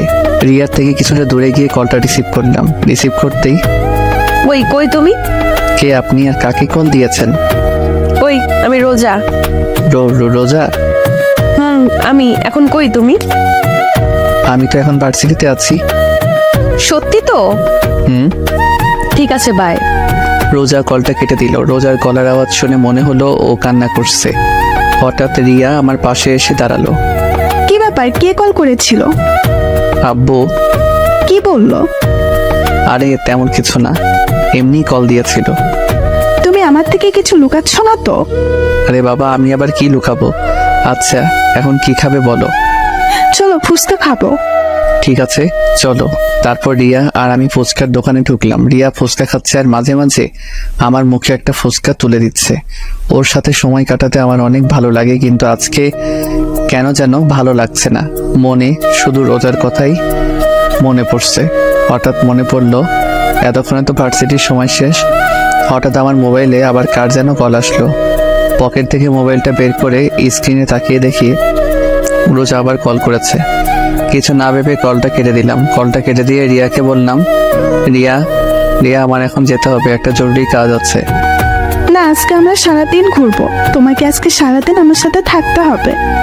রিয়া প্লিজ বোঝার চেষ্টা করো, আমার এখন যেতে হবে। রিয়া হালকা কেঁপে উঠল, কারণ আমি কখনো ওর সাথে এভাবে কথা বলিনি। আচ্ছা ঠিক আছে যাও। আর সরি। আমি বুঝতে পারলাম ওর সাথে এমনভাবে কথা বলা ঠিক হয়নি। আমি রিয়াকে বুকের সাথে জড়িয়ে ধরে বললাম, সরি প্লিজ, কষ্ট পেও না, একটু রাগ উঠে গিয়েছিল। প্লিজ সোনা, কথা বলো প্লিজ। তুমি বদলে গিয়েছো, তুমি আর আগের মতো নেই। বলেই রিয়া সেখান থেকে চলে গেল। আমি বিল পেমেন্ট করে দোকান থেকে বের হয়ে আসলাম। রাস্তায় এসে দাঁড়িয়ে আছি, নিজের উপর প্রচুর রাগ হচ্ছে, কিন্তু কারণ খুঁজে পাচ্ছি না। হঠাৎ আবার মোবাইলে রোজার কল আসলো। আমি কল রিসিভ করেই বললাম, আচ্ছা কি সমস্যা আপনার বলেন তো? মানে? এত কল করছেন কেন? না মানে অনেক সময় হয়ে গেছে ভার্সিটি থেকে আসছো না, তাই ফোন করছি। আমি কি এখন আপনার কথায় চলবো নাকি? আমার যখন বাসায় আসতে মন চাইবে আমি তখন আসবো। আর শোনেন, আমাকে কল দিয়ে বেশি বিরক্ত করবেন না বলেই কল কেটে দিলাম। অনেক রাগ হচ্ছে রোজার উপর। কেন যে আব্বু এই মেয়েটার সাথে আমাকে বিয়ে দিল, কয়েকদিনের মধ্যেই আমার আরামের জীবনটাকে তছনছ করে দিল। যত তাড়াতাড়ি সম্ভব এই মেয়েকে আমার জীবন থেকে সরাতেই হবে। মোবাইলটা অফ করে দিলাম, আনমনে রাস্তায় হাঁটতে লাগলাম। এভাবে রাত 11টা বেজে গেল। এখন আর রাগ নেই, এখন শুধু ভয় করতেছে বাসায় গেলে আব্বুকে কিভাবে ম্যানেজ করব। ভয়ে ভয়ে বাসার দিকে পা বাড়াতে লাগলাম। কিছু সময়ের মধ্যে বাসায় পৌঁছালাম। ডুপ্লিকেট চাবি দিয়ে বাসার দরজা খুলে টিপে টিপে হেঁটে হলরুমে সিঁড়ি দিয়ে উঠতে যাব। হঠাৎ ডাইনিং টেবিলের দিকে চোখ যেতে দেখলাম রোজা চেয়ারে বসে টেবিলের উপরে মাথা রেখে শুয়ে আছে। ওকে দেখে মনে হচ্ছে ও অনেক সময় ধরে এখানে বসেছিল। ওর জন্য একটু খারাপ লাগলো। আস্তে আস্তে রোজার দিকে এগিয়ে গেলাম। রোজার পাশে টেবিলে বসে টেবিলে নক করলাম। 4 থেকে 5 বার টেবিলে আওয়াজ করার পর রোজার ঘুম ভাঙলো। হলরুমের লাইট জ্বালানোই ছিল। রোজার মুখ তুলতেই আমার কলিজা কেঁপে উঠল, কারণ রোজার চোখের নিচে কালি পড়ে গিয়েছে। 2 চোখ একেবারে ফুলে গেছে, নাক ও গাল একেবারে লাল হয়ে আছে। যে মেয়েকে আমি সকালে ভালো দেখেছিলাম, সে মেয়ের অবস্থা দেখে আমার পায়ের নিচের থেকে মাটি সরে গেল। আমি এক দৃষ্টিতে রোজার দিকে তাকিয়ে আছি। হঠাৎ রোজা বলল, ও তুমি আসছো, বসো তোমাকে খাবার দিচ্ছি। বলি একটা প্লেটে খাবার বাড়তে শুরু করলো। আমি রোজাকে দেখে অবাক না হয়ে পারছি না, কারণ যেই মেয়ে আমাকে কথায় কথায় থ্রেট দিত, একটু ভুল করলে আমার অবস্থা টাইট করে দিত, আর আজ আমি সারাদিন বাইরে ছিলাম, ওর কলও রিসিভ করিনি। কোথায় ও আমার উপর রেগে থাকবে, কিন্তু তা না করে ও একেবারে শান্ত হয়ে আছে। আমার একটু ভয় হতে লাগলো, কারণ রোজার এই রূপ আমার মোটেও সুবিধার মনে হচ্ছে না। আর ওর চেহারার অবস্থা এমন কেন? হঠাৎ রোজা বলল, কি হলো, কি দেখছো? খাবার খাচ্ছ না কেন? আমি কিছু না বলে চুপচাপ খাবার খেতে লাগলাম। কি বলবো ওকে সেটাই ভেবে পাচ্ছি না, কারণ আজকে সকালে ওর সাথে যেভাবে কথা বলেছিলাম তা ভেবে বুঝতে পারছি কি থেকে কি শুরু করব। হঠাৎ আমি নিজের দিকে তাকিয়ে বলতে লাগলাম, সরি, আসলে আজকে তুমি যখন কল দিয়েছিলে তখন আমার মুড একটু খারাপ ছিল, আর সেই সময় তুমি কল দিয়েছিলে, তাই তোমাকে একটু বেশি বলে দিয়েছিলাম। প্লিজ আমাকে মাফ করে দাও। আমি কথাগুলো বলতে বলতে রোজার দিকে তাকাতেই দেখি ও আবার টেবিলের উপর মাথা রেখে ঘুমিয়ে পড়েছে।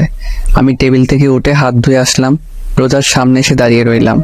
এই মেয়েটা এমন অদ্ভুত কেন, যে কোনো জায়গায় ঘুমিয়ে পড়ে।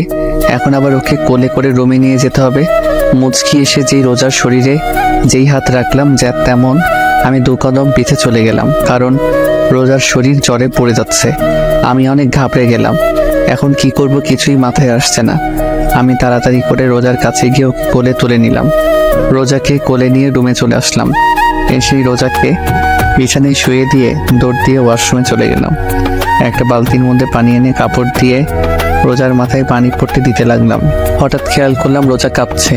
বিছানার সাইড থেকে কম্বলটা নিয়ে রোজা গায়ে জড়িয়ে দিলাম। রোজা কম্বলটাকে আষ্টে পিষ্টে জড়িয়ে ধরলো, আর আমি ওর মাথার পাশে বসে পানি পট্টি দিতে থাকলাম।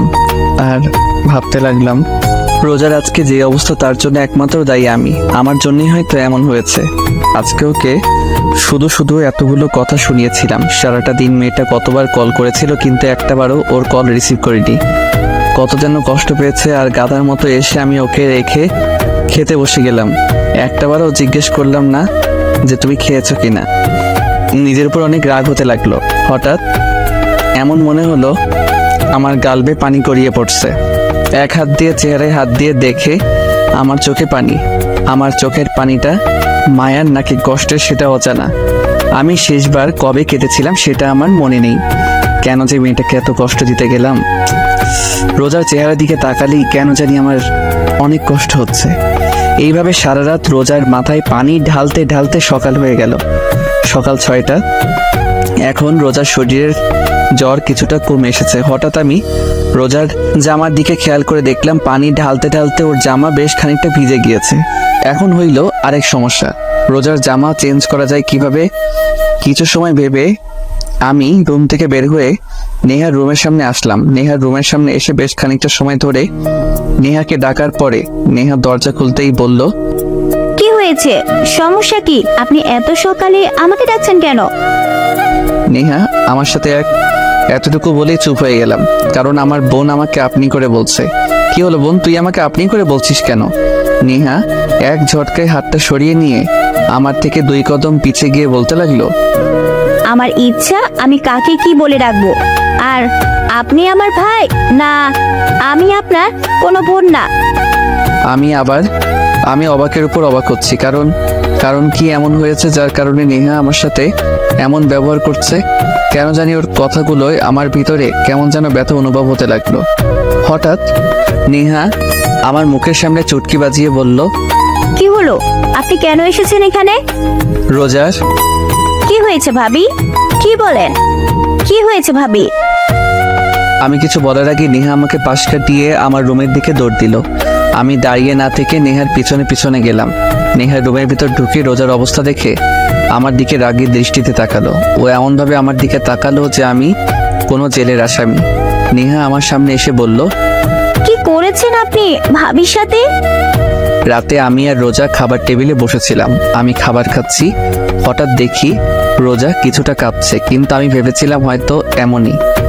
তারপর হাত ধুয়ে এসে যখন ওর ঢাক দিলাম কিন্তু উঠলো না। ওর শরীরের হাত দিয়ে দেখি ওর শরীরে প্রচুর জ্বর এসেছে। তারপর ওকে রুমে নিয়ে এসে পানি পট্টি দিতে দিতে ওর জামা ভিজে গিয়েছে, তাই তোকে ডাক দিয়েছি। আচ্ছা, ভাবি কি আপনাকে কিছু বলেনি?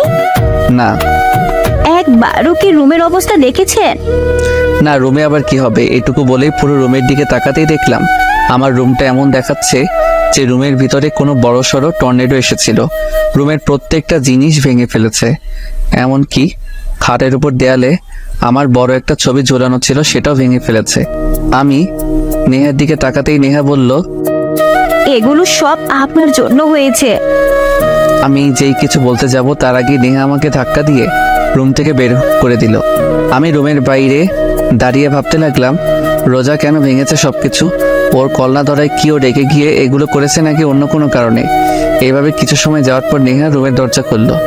আমি রুমের বাইরে দাঁড়িয়েছিলাম। নেহা আমার সামনে এসে বলল, ভাইয়া, কালকে যদি তুই ভাবির সাথে মিথ্যা কথা না বলতি তাহলে আজকে এমনটা হতো না। কালকে দুপুর থেকে ভাবি কিছু না খেয়ে বসেছিল তোর জন্য। আর তুই বদলে গিয়েছিস ভাইয়া। বলেই নেহা চলে গেল। আমি চুপচাপ দাঁড়িয়ে থাকলাম, আর মাথায় শুধু একটা কথাই আসছে, তাহলে কি রোজা জানতো যে আমি ভার্সিটিতে না গিয়ে রিয়ার সাথে ঘুরতে গিয়েছিলাম, আর কাল থেকেও কিছু না খেয়ে বসেছিল, আর আমি নিজের প্রতি নিজের খুব রাগ হতে লাগলো। কিন্তু এত কিছু হয়ে যাওয়ার পরেও রোজা আমার সাথে রাগে কেন কথা বললো না কেন? আমি রুমের ভিতর আসতেই দেখলাম রোজা ঘুমিয়ে আছে। ওর চেহারা একেবারে শুকিয়ে গিয়েছে, চোখের নিচে কালি জমে গিয়েছে। আমি গিয়ে রোজার পাশে বসলাম, আর এক দৃষ্টিতে ওর চেহারার দিকে তাকিয়ে রইলাম। সকাল 8টার দিকে রোজার ঘুম ভাঙলো। ও চেয়ে দেখে আমি ওর দিকে এক দৃষ্টিতে তাকিয়ে আছি। রোজাও কিছু না বলে চুপচাপ আমার চোখের দিকে তাকিয়ে আছে। হঠাৎ রোজা বলল, কি হয়েছে? আপনি কাঁদছেন কেন? কেন যেন রোজার এই আপনি বলাই মনের মধ্যে কোনো কষ্ট লাগলো না। এমন মনে হচ্ছে আমি আপনি করে বলারই প্রাপ্য। আমি কিছু না ভেবে রোজাকে দুহাত দিয়ে আমার বুকের সাথে চেপে ধরলাম। আমি আজ প্রথমবার রোজাকে নিজের ইচ্ছায় বুকের সাথে জড়িয়ে ধরলাম। রোজা একেবারে চুপ হয়ে আছে, কিছুই বলছে না, এমনিও কোনো নড়াচড়াও করছে না। ওর এইভাবে চুপ করে থাকা আমি মেনে নিতে পারছি না। প্লিজ আমাকে মাফ করে দাও।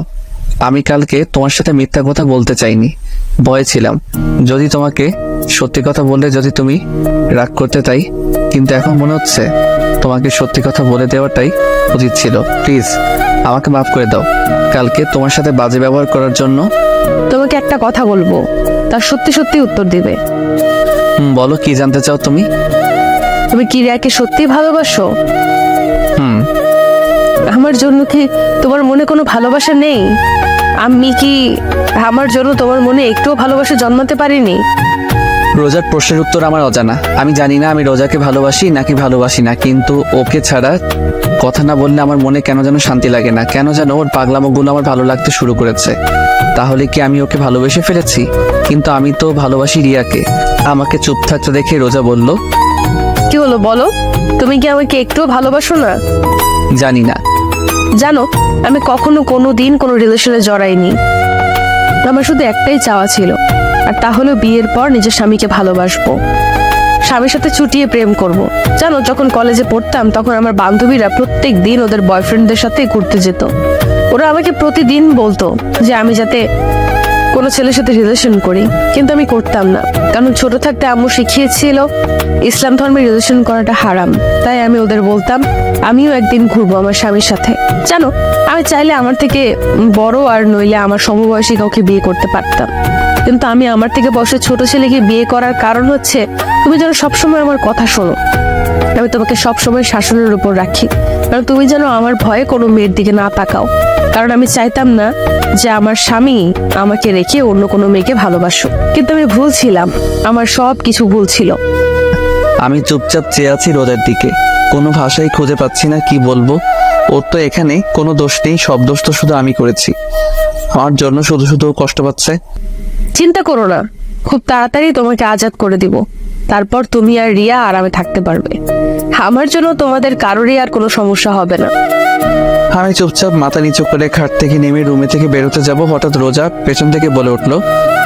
শোনো, আমি পিছনে ফিরে নিচে তাকিয়ে আছি। Sorry and thanks. কেন? সেটা না হয় রহস্যই থাক। আমি রুম থেকে বের হয়ে আসলাম, কেন জানি মাথাটা প্রচন্ড ব্যথা করছে। এমন মনে হচ্ছে এখনই মাথাটা ফেটে যাবে। রোজার বলা কথাগুলো বারবার কানে বেজেই চলেছে। হঠাৎ দেখলাম নেহা খাবার নিয়ে এখানেই আসছে। আমার সামনে এসে খাবার প্লেটটা এগিয়ে দিল আর বলল, ভাই এটা ধর। কেন? ধরবা নাকি? আমি খাবারের প্লেটটা নেহার হাত থেকে নিতেই ও আমাকে জড়িয়ে ধরে কান্না করে দিল। আমি একটু অবাক হলাম, কারণ কিছু সময় আগে ও আমার সাথে কথা বললো যেন আমি অপরিচিত কেউ, এখন আবার জড়িয়ে ধরে কান্না করছে। বুঝলাম না, সব মাথার উপর দিয়ে বাউন্সার যাইতেছে। তোর আবার কি হলো? এমন মরা কান্না করছিস কেন আর আমাকে জড়িয়ে ধরেছিস কেন? ছাড়। সরি। কেন? তোর সাথে বাজে ব্যবহার করার জন্য। আমি বুঝলাম তুই আমার সাথে এমন আচরণ করার কারণ কি, বুঝিয়ে বলতে একটু। আসলে কালকে ভাবি যথাসময় ডিউটিতে চলে গেল, কিছু সময় পর ভাবি আবার বাসায় আসলো, কিন্তু তখন তার চেহারার রাগে একেবারে লাল হয়ে গিয়েছিল। এমন মনে হচ্ছিল কারোর উপর রেগে আছে। তারপর কাকে যেন মোবাইলে কল করলো, কিন্তু প্রথমবার কল রিসিভ করতে ভাবি রেগে গেল। তারপর আবার কল করলো, কয়েকবার রিং হওয়ার পর সেই ব্যক্তি কল রিসিভ করতে ভাবি রেগে কথা বলল। কিছু সময় পর বুঝতে পারলাম ভাবি তোকে কল করেছে। কিছু সময় পর ভাবি আবার তোকে কল করলো, কিন্তু হঠাৎ কি যেন ভাবি কান্না করতে করতে রুমে চলে গিয়ে ভেতর থেকে দরজা বন্ধ করে দিল। ভাবিকে অনেক ডাক দিলাম, কিন্তু ভাবি দরজা খুললো না। এইটুকু বলেই জোরে জোরে শ্বাস নিতে লাগলো। আবার যেই বলতে যাবে, নেহা আমার দিকে তাকিয়ে। আমি রোজার ব্যাপারটা নিয়ে এত বেশি অবাক হইনি, যত বেশি অবাক হয়েছি নেহার কথা বলা দেখে। দু চোখ ড্যাব ড্যাব করে নেহার দিকে তাকিয়ে আছি। নেহা আমাকে এইভাবে ওর দিকে তাকিয়ে থাকতে দেখে ভ্রু কুচকিয়ে আমার দিকে তাকিয়ে বলল, ওই তুই এভাবে কি দেখছিস? বোন তুই ঠিক আছিস তো? কেন, আবার কি হবে? না মানে আমার মনে হচ্ছে তোর জিনের আঁচল লাগছে, কারণ তুই এত কথা বলা কোথা থেকে শিখেছিস? সব সময় তোর ফাজলামি না করলে ভালো লাগে না। নেহার কথা শুনে জোরে জোরে হাসতে লাগলাম। আমার হাসি দেখে নেহা হেসে উঠল। ভাইয়া এখন আর বেশি কথা না বলে ভাবির কাছে যা। ঠিক আছে। আর আব্বু আম্মু কি রোজার শরীর ভালো না তা জানে? আব্বু আম্মু তো বাসায় নেই। কেন, কোথায় গিয়েছে? গতকাল সকালে নানিদের বাসায় গিয়েছে, আর আজকে শুক্রবার তাই কালকে চলে আসবে। ও ঠিক আছে, তুই নাস্তা করে নিস। ঠিক আছে বলেই চলে গেল। আমি আবার ঘুরে রুমের দিকে আসতে লাগলাম। রুমের সামনে এসে দেখলাম রোজা যা যা ভেঙেছিল তা পরিষ্কার করছে। আমি প্লেটটা খাটে রেখে রোজার পিছনে গিয়ে বললাম, কি করছো তুমি? হঠাৎ আমার কথা শুনে রোজা কিছুটা কেঁপে উঠল। রোজা পিছনে তাকিয়ে বলল, কালকে তো এইগুলো আমি ভেঙেছিলাম, তাই পরিষ্কার করছি। তুমি কি আমার সাথে ফাইজলামি করছো? কেন, আমি আবার কি করলাম? কেন তুমি জানো না তোমার শরীর খারাপ? হ্যাঁ, তারপর কেন এগুলো করছো? রোজা মুখের কোণে একটা হাসি রেখা ফুটে উঠলো। তাহলে এগুলো করবে কে? সেটা তোমার জানার প্রয়োজন নেই, তাই খাবার খেয়ে নাও। রোজা উঠে চুপচাপ গিয়ে খাটে বসে থাকলো, খাবার না খেয়ে আমার চেহারা দিকে তাকিয়ে আছে। আমি রোজার সামনে গিয়ে বললাম, কি হলো, খাবার খাচ্ছ না কেন? খাবার খেতে মন চাচ্ছে না। সেটা না হয় বুঝলাম, কিন্তু আপনার কেন খেতে মন চাচ্ছে না? জানি না, আমি খাবারের প্লেট হাতে নিয়ে বললাম, ফাইজলামি বাদ দেন, আর এখন চুপচাপ খাবার খাবেন, আমি আর কোনো কথা শুনতে চাই না। আমি রোজাকে খাইয়ে দিচ্ছি আর রোজা চুপচাপ খেয়ে যাচ্ছে। ওর চেহারা দেখে বোঝা যাচ্ছে ও এটাই চাইছিল যে আমি ওকে নিজের হাতে খাইয়ে দেই। ভাইবেন না যে আমি আপনাকে ভালোবাসি তাই খাইয়ে দিচ্ছি, আমি চাই না আমার জন্য কেউ না খেয়ে থাকুক, তাই আপনাকে খাইয়ে দিচ্ছি। রোজা কিছুই বলল না, চুপচাপ খেয়ে যাচ্ছে। রোজাকে খাইয়ে জ্বরের ওষুধ খাইয়ে দিয়ে বিছানায় শুয়ে দিলাম। ও শুধু চুপচাপ দেখে যাচ্ছে। পুরো রুম গোছানো শেষ হলো 12:30টায়। গোসল করে নামাজের জন্য রেডি হয়ে বেরিয়ে পড়লাম।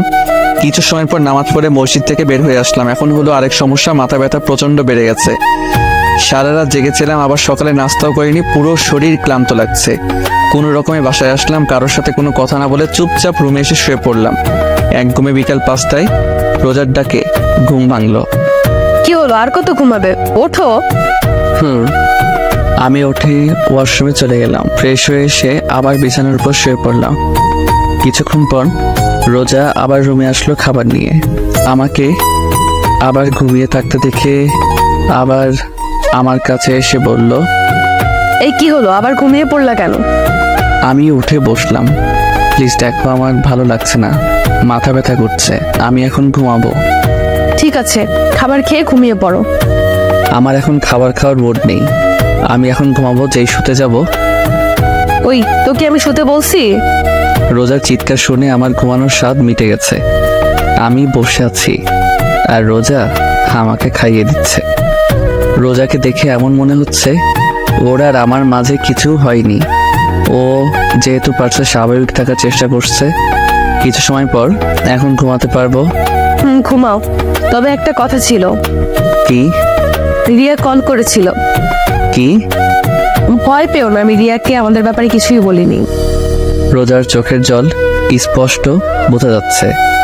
ও আর কিছু না বলে দৌড়ে রুম থেকে বেরিয়ে পড়লো। হঠাৎ মোবাইলটা বেজে উঠলো। খাটের কর্নার থেকে মোবাইলটা নিয়ে স্ক্রিনে তাকিয়ে দেখি রিয়া কল করেছে। কেন জানি রিয়ার কলটা ধরতে মন চাচ্ছে না। মোবাইলটা অফ করে দিলাম। কনফিউজড হয়ে গেছে, আসলে আমি ভালোবাসি কাকে। ঘুম আর আসলো না। খাট থেকে নেমে বেলকনিতে গিয়ে বসে থাকলাম। রাতে খাবার খেয়ে রুমে বসেছিলাম, তখন রোজা আসলো। কোনো কথা না বলে লাইট অফ করে খাটে এসে আমার বুকের উপর মাথা দিয়ে শুয়ে থাকলো। রোজার এমন কাজে আমি বেশ অবাকই হচ্ছি। হঠাৎ রোজা বলল, একটা প্রশ্ন করি। আমি যখন না থাকবো তখন কি তুমি আমাকে মিস করবা? আমি কিছু বললাম না, চুপচাপ চোখ বন্ধ করে শুয়ে থাকলাম।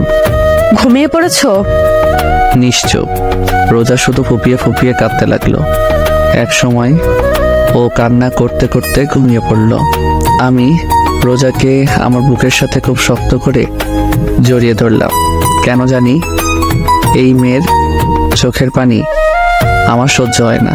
আমি রোজাকে আমার বুকের সাথে খুব শক্ত করে জড়িয়ে ধরে বলতে লাগলাম, জানো রোজা, আমি রিয়ার সাথে 3 বছর ধরে রিলেশনে আছি, কিন্তু আমার কখনো মনে হয়নি যে রিয়া আমাকে আসলেই ভালোবাসে। সবসময় এমনই মনে হতো আমাকে ব্যবহার করছে, কিন্তু এখন কেন জানি রিয়ার কথা আর মনে হয় না। মনটা চাই শুধু তোমার কাছে থাকি সব সময়। তুমি যখন আশেপাশে না থাকো তখন কেমন যেন নিঃস্ব লাগে। এখন কেন যেন তোমার রাগ, অভিমান, থ্রেট সবকিছু ভালো লাগে। আমি তোমাকে ভালোবাসি রোজা, অনেক অনেক ভালোবাসি। কথাটা বলতে আমার হার্টবিট কয়েক গুণ গতিতে লাফাতে শুরু করলো। রোজা চুপচাপ আমার বুকের উপর শুয়ে আছে। জানি না ও আমার কথাগুলো শুনেছে নাকি। আমি রোজার কপালে একটা চুমু এঁকে দিলাম। কিছু সময়ের মধ্যে রোজাকে বুকের সাথে জড়িয়ে ধরে ঘুমিয়ে পড়লাম। সকালে সবাই একসাথে নাস্তা করছি। আব্বু আম্মু খুব সকালেই বাসায় এসে পড়েছে। হঠাৎ রোজা আব্বুকে উদ্দেশ্য করে বলল, আব্বু। মা বল। আব্বু, আমি কিছুদিনের জন্য বাসায় যেতে চাই। রোজা কথাটা বলতে আব্বু আম্মু নেহা আমার দিকে তাকিয়ে আছে। সবার চাওয়ার ধরন দেখে আমার গলা দিয়ে আর খাবার নামলো না। পানি খেয়ে সবাইকে উদ্দেশ্য করে বললাম, তোমরা সবাই আমার দিকে এইভাবে তাকিয়ে আছো কেন? আজকে কি আমাকে একটু বেশি সুন্দর দেখাচ্ছে? কেন মা, এই গাধাটাই কি কিছু বলেছে? কিছু বললে আমাকে বলো, দেখো ওকে কি করি। আমি আহত দৃষ্টিতে আব্বুর দিকে তাকিয়ে আছি। আসলে কি ওনারা আমার বাবা মা, নাকি আমাকে রাস্তা থেকে কুড়িয়ে এনেছে? না, উনি কিছু বলেনি। আসলে আপু আম্মুকে অনেকদিন ধরে দেখতে মন চাচ্ছে, তাই ভাবলাম কয়েকদিনের জন্য দেখে আসি। ঠিক আছে যাও, আর এই গাধাটাকেও সাথে করে নিয়ে যাও। না, উনি বললো যাবে না, ওনার কি যেন কাজ আছে। আমি একটু অবাক হলাম রোজার কথায়। বেকার ছেলের আবার কাজও আছে, সারাদিন খায় আর ঘুরে বেড়ায়, এখন বলছে তার নাকি কাজও আছে। আমার দিকে তাকিয়ে বলল, এখন আর নিতে পারতেছি না। আব্বুর কথা শুনে মন যাচ্ছে কেঁদে দেই। আমি কিছু না বলে ওখান থেকে উঠে রুমে চলে আসলাম। রুমে এসে একটা কথাই ভাবতে লাগলাম, রোজা আব্বু আম্মুর কাছে মিথ্যা কথা বলল কেন। কিছু সময় পর রোজা রুমে আসলো, আমার দিকে না তাকিয়ে ওর জামা প্যাক করতে লাগলো। ওরে অবহেলা আমার সহ্য হচ্ছে না। আমি খাট থেকে নেমে রোজার পিছনে গিয়ে দাঁড়ালাম। রোজা, বাসায় কেন যাচ্ছ? বললাম তো আব্বু আম্মুর কথা খুব মনে পড়ছে, তাই দেখা করতে চাচ্ছি। কয়দিন থাকবা? জানি না। বলেই ঘুরে আবারও ওর কাজ করতে লাগলো। আমি তোমার সাথে আসি। রোজা আমার দিকে তাকিয়ে একটু রাগী লোক নিয়ে বলল, না, কেন? তুমি যদি আমার সাথে আসো তাহলে রিয়া কি সময় দিবে কিভাবে? তাই তোমার আমার সাথে আসার কোনো প্রয়োজন নেই। এই মেয়ে এত জেদি কেন বুঝলাম না। কিভাবে যে বলি ওকে ছাড়া আমি থাকবো কিভাবে? হঠাৎ রোজা বলল, রুম থেকে বের হও, কেন? আমি জামা চেঞ্জ করব। ও মাথা নত করে রুম থেকে বের হয়ে আসলাম। কিছু সময়ের মধ্যে রোজা রেডি হয়ে নিচে এসে সবার থেকে বিদায় নিয়ে বেরিয়ে পড়লো। আব্বু ড্রাইভারকে বলে দিয়েছে রোজাকে পৌঁছে দিতে। রোজা চলে গেল, কিন্তু একবারও আমার দিকে তাকালো না। আমি রুমে এসে দরজা লাগিয়ে বেলকনিতে এসে দাঁড়িয়ে থাকলাম। রোজাকে ছাড়া কেমন যেন খালি খালি লাগছে। কোনোভাবে রাত পর্যন্ত সময় কাটালাম, কিন্তু এখন আর ভালো লাগছে না। মন চাচ্ছে রোজার সাথে কথা বলতে, কিন্তু কি বলবো তা ভেবে পাচ্ছি না। রাত 10টায় মাথায় একটা আইডিয়া আসলো। একটু ভয়ে ভয়ে রোজাকে কল দিলাম। একবার রিং হতে রিসিভ করলো, এমন মনে হচ্ছে মোবাইলের সামনে বসেছিল। হ্যালো। বলো, কেন কল দিয়েছো? এমন মনে হচ্ছে আমি আমার এক্সকে কল দিয়েছি। ডিনার করেছেন? এটা জানার জন্য কল দিয়েছো? না, মানে যা বলার জন্য কল দিয়েছিলাম তা ভুলে গিয়েছি। ঠিক আছে, তাহলে রাখলাম। বলেই কল কেটে দিল। বুঝলাম না এই মেয়েটা এত জেদি কেন। একটু কথা বললে কি এমন হয়ে যাবে? আর কেন ও আমার সাথে কথা বলবে? এখন পর্যন্ত কি আমি ওকে ভালোবেসে আগলে ধরেছি? না, একটাবার ওকে জড়িয়ে ধরে বলেছি যে আমি তোমাকে ভালোবাসি। না, একটাবার ওর সাথে ভালোভাবে কথা বলেছিলাম। যখন থেকে দেখা হয়েছে সেই দিন থেকে ওকে প্যারা ভেবেই চলেছি। যখন সামনে ছিল তখন ওকে দূরে পাঠাতে চাইতাম, আর এখনো দূরে চলে গিয়েছে। তাহলে আমার এমন কষ্ট হচ্ছে কেন? বেলকনিতে বসে রোজার কথা ভাবতে ভাবতে কখন যে ঘুমিয়ে পড়েছি মনে নেই। সকলে সূর্যের আলোয় ঘুম ভাঙল। ঘুম থেকে উঠে দেখলাম রাতে বেলকনিতেই শুয়ে পড়েছিলাম। ওয়াশরুম থেকে ফ্রেশ হয়ে এসে রোজাকে কল করলাম, কিন্তু ও কল রিসিভ করলো না। 4 থেকে 5 বার ট্রাই করার পরও ও রিসিভ করলো না। সকাল সকালই মনটা খারাপ হয়ে গেল। নিচে এসে সবার সাথে নাস্তা করতে বসলাম। চুপচাপ নাস্তা করে ভার্সিটির জন্য বেরিয়ে পড়লাম। কিছু সময়ের মধ্যে ভার্সিটিতে পৌঁছে গেলাম। ক্লাসরুমে এসে একেবারে লাস্ট বেঞ্চে গিয়ে বসলাম। একটু অবাক হলাম, আজকে হারামি 3টাকে দেখা যাচ্ছে না। হঠাৎ রিয়া সামনের বেঞ্চ থেকে উঠে এসে আমার পাশে বসলো। হাই, তুমি আমার কল রিসিভ করো না কেন? আস্তে আস্তে বলল, কারণ ম্যাডাম ক্লাস নিচ্ছেন। এখন ক্লাস করো, পরে কথা বলি। রিয়ার সাথে এখন কথা বলার কোনো ইচ্ছাই নাই। চলো না বাইরে যাই। আমি রিয়ার কথার কোনো উত্তর দিলাম না, চুপচাপ ক্লাস করতে লাগলাম। ক্লাস শেষ করে বাইরে এসে দাঁড়িয়ে আছি। পকেট থেকে মোবাইলটা বের করে স্ক্রিনে না তাকিয়েই নাইমকে কল দিলাম। কল রিসিভ করতে বলল, ওই, তোমাকে বলেছি না আমাকে কল করবে না? ওই শালা, তুই আমার সাথে ফাইজলামি করছিস? ভালোভাবে কথা বলার তুই কোথায় এখন? ওই, তুমি গাঁজা সেবন করেছো নাকি? কি আবল তাবল বকছো? কাকে কল দিয়েছো? স্ক্রিনে একবার তাকিয়ে দেখেছো? কাকে আবার কল করব? আমার বন্ধু নাইমকে কথা বলতে বলতে স্ক্রিনে তাকিয়ে দেখি আমি ভুলে রোজাকে কল দিয়ে ফেলেছি। সো সরি, আসলে ভুলে কল গিয়েছে। আমি জানি তুমি ভুলে কল দিয়েছো নাকি নিজ ইচ্ছায় কল দিয়েছো। আরে বললাম তো ভুলে কল চলে গিয়েছে। আর আপনি কথা এমন বাড়াচ্ছেন কেন? কি? আমি কথা বেড়াচ্ছি? আরে তোর মতো ছেলেদেরকে আমার চিনা আছে, নিজ ইচ্ছায় কল দিয়ে বলে ভুলে চলে গিয়েছে। ঢং করছিস তুই আমার সাথে? দেখো, তুমি ভুল বুঝতেছো। তোমার সাথে কথা বলার আমার কোনো ইচ্ছাই নেই, আর আমার অনেক কাজ আছে। আর ভালোভাবে কথা বলো, তুই করে কিন্তু আমিও বলতে পারি। বাহ, বেকার ছেলের আবার কাজও আছে। কলটা কেটে দিলাম। প্রচুর রাগ উঠতেছে। যে কোনোভাবে এই বেকার নামের ট্যাগটা সরাতে হবে। রোজার বলা কথাগুলোই প্রচুর রাগ উঠতেছে। বললাম যে ভুলে কল চলে গিয়েছে, তা না শুনে তুই তাই শুরু করে দিয়েছে। রিয়া পিছন থেকে অনেকবার ডাকতেছিল, কিন্তু ওর সাথে কোনো কথা না বলে ক্যাম্পাস থেকে বের হয়ে আসলাম। এখন উদ্দেশ্য হচ্ছে চৌধুরী ইন্ডাস্ট্রিজ। কিছু সময়ের মধ্যে পৌঁছে গেলাম। কোম্পানির ভিতরে ঢুকে আব্বুর কেবিনের দিকে যাচ্ছি। হঠাৎ আব্বুর পিএ শামসুল হক, বয়স 47 হবে, সামনে এসে বলল, আরে বাবা, কেমন আছো? উনি আমার বড়, তাই স্যার ডাকতে মানা করেছি। তাই উনি আমাকে বাবা বলে ডাকেন। আঙ্কেল, আমি ভালো আছি, আপনি কেমন আছেন? আর আব্বু কি কেবিনে? আমিও ভালো আছি। আর বড় স্যার তো এখন একটা ইম্পর্টেন্ট মিটিংয়ে আছেন, তুমি কেবিনে বসো, আমি বড় স্যারকে বলছি। আমি ওনার সাথে আর কোনো কথা না বলে মিটিং রুমের দিকে এগোচ্ছি। রুমের দরজা খুলে ভেতরে ঢুকে দেখলাম আব্বু আসলে অনেক ইম্পর্টেন্ট একটা মিটিং করছিল, কারণ অনেক লোক ছিল রুমে। সবাই আমার দিকে তাকিয়ে আছে। আব্বু, তোমার সাথে কথা ছিল। কেবিনে গিয়ে একটু ওয়েট করো, মিটিং শেষ পর্যায়ে। আব্বু, তোমার সাথে জরুরি কথা আছে। আব্বু একটু অবাক হলো, তারপর কিছু না বলে মিটিং রুম থেকে বের হয়ে তার কেবিনে আসলাম।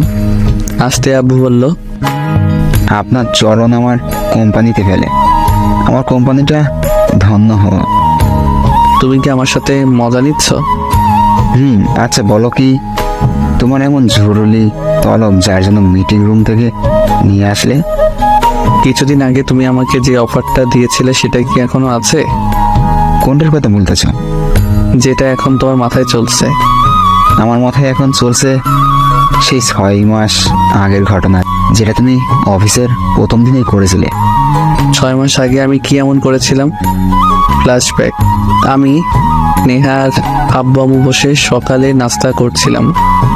হঠাৎ আব্বু বলল, নীল, আমি খাওয়া বাদ দিয়ে আব্বুর দিকে তাকিয়ে আছি আর মনে মনে দোয়া করছি, কারণ আব্বু যতদিন আমাকে খাবার টেবিলে ডেকেছে কোনো না কোনো বাস আমি অবশ্যই পেয়েছি। হঠাৎ নেহা আমাকে হালকা ধাক্কা দিয়ে বলল, ওই ভাইয়া, কি ভাবছিস? বেশি কিছু না, আব্বু আমাকে কোন বাস দিবে সেটা পরিকল্পনা করতেছি। কি বললি? না, কিছু না। নীল, আজকে তুমি আমার সাথে অফিসে যাইবা। ও, শুধু আজকেই? এটা কোনো ব্যাপার না। আজকেই না, শুধু প্রত্যেকদিন যেতে হবে। মার্ডাল, আব্বু প্লিজ এই অত্যাচার আমার উপরে করো না। এক হলে আমার সাথে অফিসে চলো, আর না হলে আমার বন্ধুর মেয়েকে বিয়ে করো। বলেই আবার খাবার খেতে লাগলো। আমি তো তোমার সব বন্ধুদের চিনি, কিন্তু তাদের কারোর তো কোনো মেয়ে নেই, আর থাকলে তাদের বিয়ে হয়ে গিয়েছে। তুমি আমার এক বন্ধুকে এখন পর্যন্ত দেখোনি, কারণ ওরা এখানে থাকে না। এখন বলো, অত্যাচার সহ্য করবে নাকি বিয়ে করবে? আমি রাজি। কি, তুই বিয়ে করতে রাজি? আরে না, আমি আব্বুর সাথে অফিসে যেতে রাজি। কি আর করার, নাস্তা করে অফিসের জন্য রেডি হয়ে আব্বুর সাথে অফিসে আসতে হলো। অফিসে এসে আব্বু সবার সামনে একটা ঘোষণা করলো যে এখন থেকে এই কোম্পানির সব দায়িত্ব আমার উপর। প্যারা। আব্বু আমাকে আমার কেবিন দেখিয়ে দিল। কেবিনে গিয়ে বসতে না বসতেই দরজায় শামসুল হক নক করলো। স্যার, আসবো? আসেন। শামসুল হক ভিতরে আসতে আব্বু বলল, শামসুল সাহেব, আজ থেকে আপনি আমার ছেলের পিএ। ওকে সবকিছু ভালোভাবে বুঝিয়ে দিবেন। ঠিক আছে স্যার। আব্বু, তুমি কি এখন কোথাও যাবে নাকি? বাসায় যাচ্ছি তোমার আম্মুকে সময় দিতে। আর আমি? তুমি আমার কোম্পানিটা সময় দাও। 3টা ঘন্টা শামসুল হক মানে আমার পিএ আমার মাথা খাইলো। তারপর আমাকে সব বুঝিয়ে দিয়ে উনি চলে গেলেন। আর আমি এই সুযোগে আব্বুকে একটা মেসেজ করে অফিস থেকে পালিয়ে গেলাম। 2 দিন পর্যন্ত বাসায় না এসে হোটেলে থাকলাম, কারণ আম্মু বলেছিল আব্বু নাকি রেগে আছে। তাই আব্বু রাগ কমার পরই বাসায় আসলাম। ভেবেছিলাম আব্বু হয়তো বিয়ের কথাটা ভুলে গিয়েছে, কিন্তু কিছুদিন আগে আব্বুর কথা মতো আমার বিয়ে করিয়ে দিল তার বন্ধুর মেয়ের সাথে। বর্তমানে এখন খেয়াল হয়েছে আপনার? আপনি কি করছিলেন? ও, ওটা তো ভুলে হয়ে গিয়েছিল। এখন আমি আর সেই ভুল করার আর সুযোগ দিতে চাই না। আব্বু প্লিজ, এখন আমি ভালো হয়ে গিয়েছি, ভালোভাবে সব দায়িত্ব পালন করব। আর ওদিনের জন্য সরি। একবার ভেবে দেখো, এটা কিন্তু অনেক বড় দায়িত্ব। এই বেকার নামের ট্যাগটা সরাতে আমি সব করতে রাজি। ঠিক আছে, তাহলে আমি মিটিংটা শেষ করে শামসুল সাহেবকে তোমার কথা বলে বাসায় চলে যাচ্ছি। ঠিক আছে। আব্বু চলে গেল। কিছু সময় পর শামসুল হক এসে আমাকে আগের মতো সবকিছু বুঝিয়ে দিতে লাগলো। সন্ধ্যা অফিস থেকে বের হলাম। আজকের দিনটা কেমন যেন লাগছে। আজকে থেকে আর কেউ আমাকে বেকার বলবে না, এটা ভেবে এক অন্যরকম ভালো লাগা কাজ করছে। রিক্সায় করে বাসায় আসলাম। বাসায় আসতেই কারোর সাথে কোনো কথা না বলে দিলাম এক ঘুম। রাত 10টায় ঘুম থেকে উঠলাম, ফ্রেশ হয়ে নিচে আসলাম। আব্বু আম্মু নেহা কি নিয়ে যেন হাসাহাসি করছিল, কিন্তু আমাকে দেখতেই সবাই চুপ হয়ে গেল। আম্মু উঠে আমার কাছে এসে বলল, বাহ, আমার ছেলেটা এখন বেকার নয়, এত বড় হয়ে গিয়েছে আর আমি বুঝতেই পারলাম না। আম্মু কথাটা বলতেই সবাই আবার হাসতে শুরু করলো। আমার সাথে কি তোমরা মজা নিচ্ছ? এভাবে এক সপ্তাহ পর আজকে আর অফিসে যেতে মন চাচ্ছে না, কারণ কাল সারা রাত রোজার কথা ভাবতে ভাবতে না ঘুমিয়ে কাটিয়ে দিয়েছি। সেই দিনের পর থেকে রোজার সাথে এখনো পর্যন্ত আমার কোনো যোগাযোগ হয়নি। প্রতিটা মুহূর্তে ওর কথা মনে হয়, কিন্তু কথা বলতে পারি না, কারণ সব দোষ আমার। কিন্তু আব্বু আম্মু রোজার ব্যাপারে কোনো কথা বলছে না, কারণ কি? বেলকনিতে দাঁড়িয়ে এগুলো ভাবছিলাম। হঠাৎ পিছন থেকে নেহা বলল, ভাইয়া নাস্তা করবি না? আম্মু ডাকছে। তুই যা, আমি আসছি। নেহার দিকে ঘুরে বললাম। নেহা আমার সামনে এসে আমাকে জড়িয়ে ধরে বলল, ভাইয়া, তুই কি কোনো ব্যাপার নিয়ে আপসেট? না, কেন, কি হয়েছে? নেহার মাথায় হাত বুলিয়ে বললাম, কিছুদিন ধরে দেখছি তুই কেমন যেন মনমরা হয়ে আছিস। তুই যদি আমার সেদিনের কথার জন্য কষ্ট পেয়ে থাকিস, তাহলে আমাকে মাফ করে দে। ওরে আমার পাগলি বোন রে, আমি কি একবারও বলেছি আমি কোনো ব্যাপার নিয়ে আপসেট? পাগলি, এত বেশি বুঝিস কেন? সত্যি তো তুই কোনো ব্যাপার নিয়ে আপসেট না? না। তাহলে একটা কথা বলি। এতক্ষণ যাবত তো বকবক করেই যাচ্ছিস, এখন একটা কথা বলতে আবার পারমিশন লাগে? আয় না, আজকে বিকেলে কোথাও ঘুরতে যাই। আমি নেহার কথা শুনেও না শোনার ভান করে দৌড়ে রুম থেকে বের হয়ে নিচে চলে আসলাম, আর নেহা আমার পিছন পিছন দৌড়ে চলে আসলো। আব্বু আগেই অফিসে চলে গিয়েছে, তাই আমি, আম্মু আর নেহা একসাথে নাস্তা করছি। নেহা বকবক করেই যাচ্ছে। আম্মু, ওকে কিছু বলো না প্লিজ। আম্মু, ওকে বলো না আমাকে ঘুরতে নিয়ে যেতে। আমাকে তোদের ভাই বোনের ঝগড়ায় জড়াইয়া দিবি না, তোদেরটা তোরাই সমাধান কর। তুই আমার সাথে যাবি কেন? তোর বয়ফ্রেন্ডের সাথে যা। শোন, আমার কোনো বয়ফ্রেন্ড নেই, আর বিয়ের আগে রিলেশন করা হারাম, আর বিয়ের পর আমার স্বামীর সাথে ঘুরবো, তোকে বলবো না। এখন বল, নিয়ে যাবি নাকি? নেহার কথাটা শুনতেই রোজার কথা মনে পড়ে গেল। ও পাগলি মেয়েটাও তো আমাকে প্রত্যেক দিন এই একই কথাই বলতো, কিন্তু আমি তখন ওর কথার কোনো মূল্য দিতাম না। ওই ভাইয়া, কি ভাবছিস? বল না, নিয়ে যাবি নাকি? আচ্ছা ঠিক আছে, নিয়ে যাব। এখন আমার মাথা না খেয়ে খাবার খা। বিকেলে আসর নামাজ আদায় করে বাড়িতে আসলাম, তারপর নেহাকে নিয়ে ঘুরতে বের হলাম। নেহার সাথে ঘুরতে ঘুরতে রাত 8টা বেজে গেল। হঠাৎ নেহা বলল, ভাইয়া, অনেক ক্ষুধা লেগেছে, রেস্টুরেন্টে চল। ঠিক আছে চল। নেহাকে নিয়ে একটা রেস্টুরেন্টে আসলাম। রেস্টুরেন্টে গিয়ে এক টেবিলের দিকে আমার চোখ আটকে গেল, কারণ রিয়া একটা ছেলের সাথে বসে আছে। আমি নেহাকে নিয়ে অন্য পাশ দিয়ে ঘুরে এসে রিয়াদের পিছনে টেবিলে বসলাম। এখান থেকে ওদের কথা স্পষ্ট শোনা যাচ্ছে। আমি নেহাকে বললাম খাবার অর্ডার করতে। হঠাৎ রিয়া যা বলল তার জন্য মোটেও প্রস্তুত ছিলাম না, কারণ পাশের ছেলেটাকে বলল, আবির, তুমি আমাকে কবে বিয়ে করবে? দেখো রিয়া, আমাকে আর কিছুদিন সময় দাও, আমি এখন একটু টেনশনে আছি। দেখো আবির, আমাকে ধোকা দিও না, কারণ আমার পেটে আমাদের দুজনের সন্তান আছে। প্লিজ যা করার তাড়াতাড়ি করো। রিয়ার কথা শুনে আমার মাথায় বাজ পড়ল। এই মেয়ের জন্য আমি রোজাকে এখন পর্যন্ত আমার বউ হিসেবে গণ্য করলাম না। ওর জন্য রোজাকে এত ভালোবাসার পরেও ওকে বলতে পারলাম না যে আমি তোমাকে ভালোবাসি। রোজা, মনটা চাচ্ছে এই মেয়েকে কষে কয়টা থাপ্পড় দেই। তারপরেও রাগটাকে চেপে রাখলাম শুধু নেহার জন্য। তারপর খাবার অর্ডার করলাম, আর আমার পেট রিয়ার কথা শুনে বড় হয়ে গিয়েছে। কিছু সময় পর নেহাকে নিয়ে বাসায় চলে আসলাম। বাসায় আসতেই সোজা আমার রুমে চলে আসলাম। মাথা প্রচুর গরম হয়ে আছে। রাগ কমাতে না পেরে সোজা ওয়াশরুমে চলে এসে শাওয়ার ছেড়ে ভিজতে লাগলাম। আধা ঘন্টা যাবৎ ভিজার পরেও মাথা ঠান্ডা হচ্ছে না। আর রাগ কন্ট্রোল করতে না পেরে সোজা দেয়ালে 4-5টা ঘুষি মারলাম। হাতের প্রচণ্ড ব্যথায় মাথা কিছুটা ঠান্ডা হয়েছে। ঘন্টাখানেক ভিজার পরে ওয়াশরুম থেকে বের হয়ে আসলাম। বাম হাতটা প্রচণ্ড ব্যথা করছে, কিন্তু মনের কষ্টের কাছে এই হাতের ব্যথা কিছুই না। হঠাৎ মনে হলো আমি তো পকেট থেকে মোবাইল, মানিব্যাগ কিছুই বের করিনি। মাথাটা আবার নষ্ট হয়ে গেল। প্রচুর জিদ নিয়ে পকেট থেকে মোবাইলটা বের করলাম। মোবাইলটা হাতে নিয়ে দেখি একেবারে ভিজে গিয়েছে। মনে আল্লাহর নাম নিতে নিতে পাওয়ার বাটনে ক্লিক করতে দেখলাম মোবাইলে এখনো পর্যন্ত বেঁচে আছে। মানে মোবাইলে ওয়াটারপ্রুফ ছিল, তাই কিছু হয়নি। জামা কাপড় চেঞ্জ করে মোবাইলটা হাতে নিয়ে রোজাকে কল করলাম, কিন্তু আমার যে সুন্দর ভাগ্য, মন চাচ্ছে মোবাইলটাকে সুন্দরভাবে শরীরের প্রচণ্ড শক্তি দিয়ে ফ্লোরে এমনভাবে ছুঁড়ে মারি যেন শালাই টুকরো টুকরো হয়ে যায়। কিন্তু কি করবো, এটা রোজার দেওয়া প্রথম গিফট। এত বড় কোম্পানির মালিক, অথচ আমার মোবাইলে ব্যালেন্স শেষ। এক বালতি কষ্ট নিয়ে নেহার রুমে আসলাম। নেহা, তোর মোবাইলটা একটু দে তো। কেন?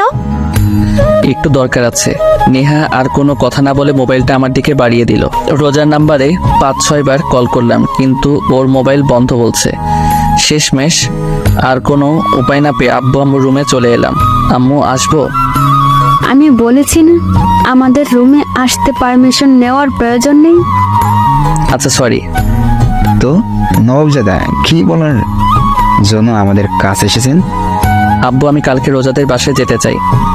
আব্বু আম্মু চোখ বড় বড় করে আমার দিকে তাকিয়ে আছে।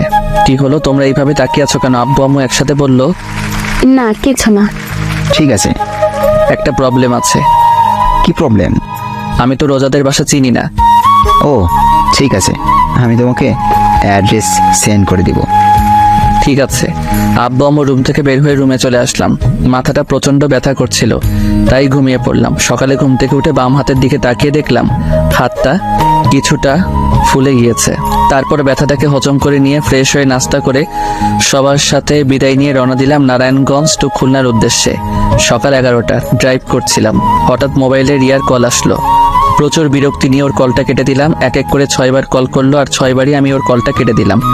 হঠাৎ আবার ও কল দিল। এবার ওর কলটা রিসিভ করলাম। রিসিভ করতে রিয়া বলল, হ্যালো, শোনো, প্লিজ কল কেটে দিও না। প্লিজ আমার কথাটা একবার শোনো। বলো। নীল, কালকে আমি তোমাকে রেস্টুরেন্টে দেখেছিলাম, আর এটাও জানি তুমি আমার আর আবিরের সব কথা শুনেছ। আমি তোমাকে একটা কথা বলতে চাই। আমি তোমাকে আসলে অনেক ভালোবাসতাম, কিন্তু 1 বছর আগে আমার বোনের বিয়েতে আবিরের সাথে আমার প্রথম দেখা হয়। তারপর ওর সাথে কথা বলতে বলতে ওকে অনেক ভালোবেসে ফেলি। কাল রাতে আবির ওর বাবা মা আর আমার বাবা মার সাথে আমাদের সম্পর্কের কথা বলে, আর তারা রাজি হয়ে যায় আমার আর আবিরের বিয়ের জন্য।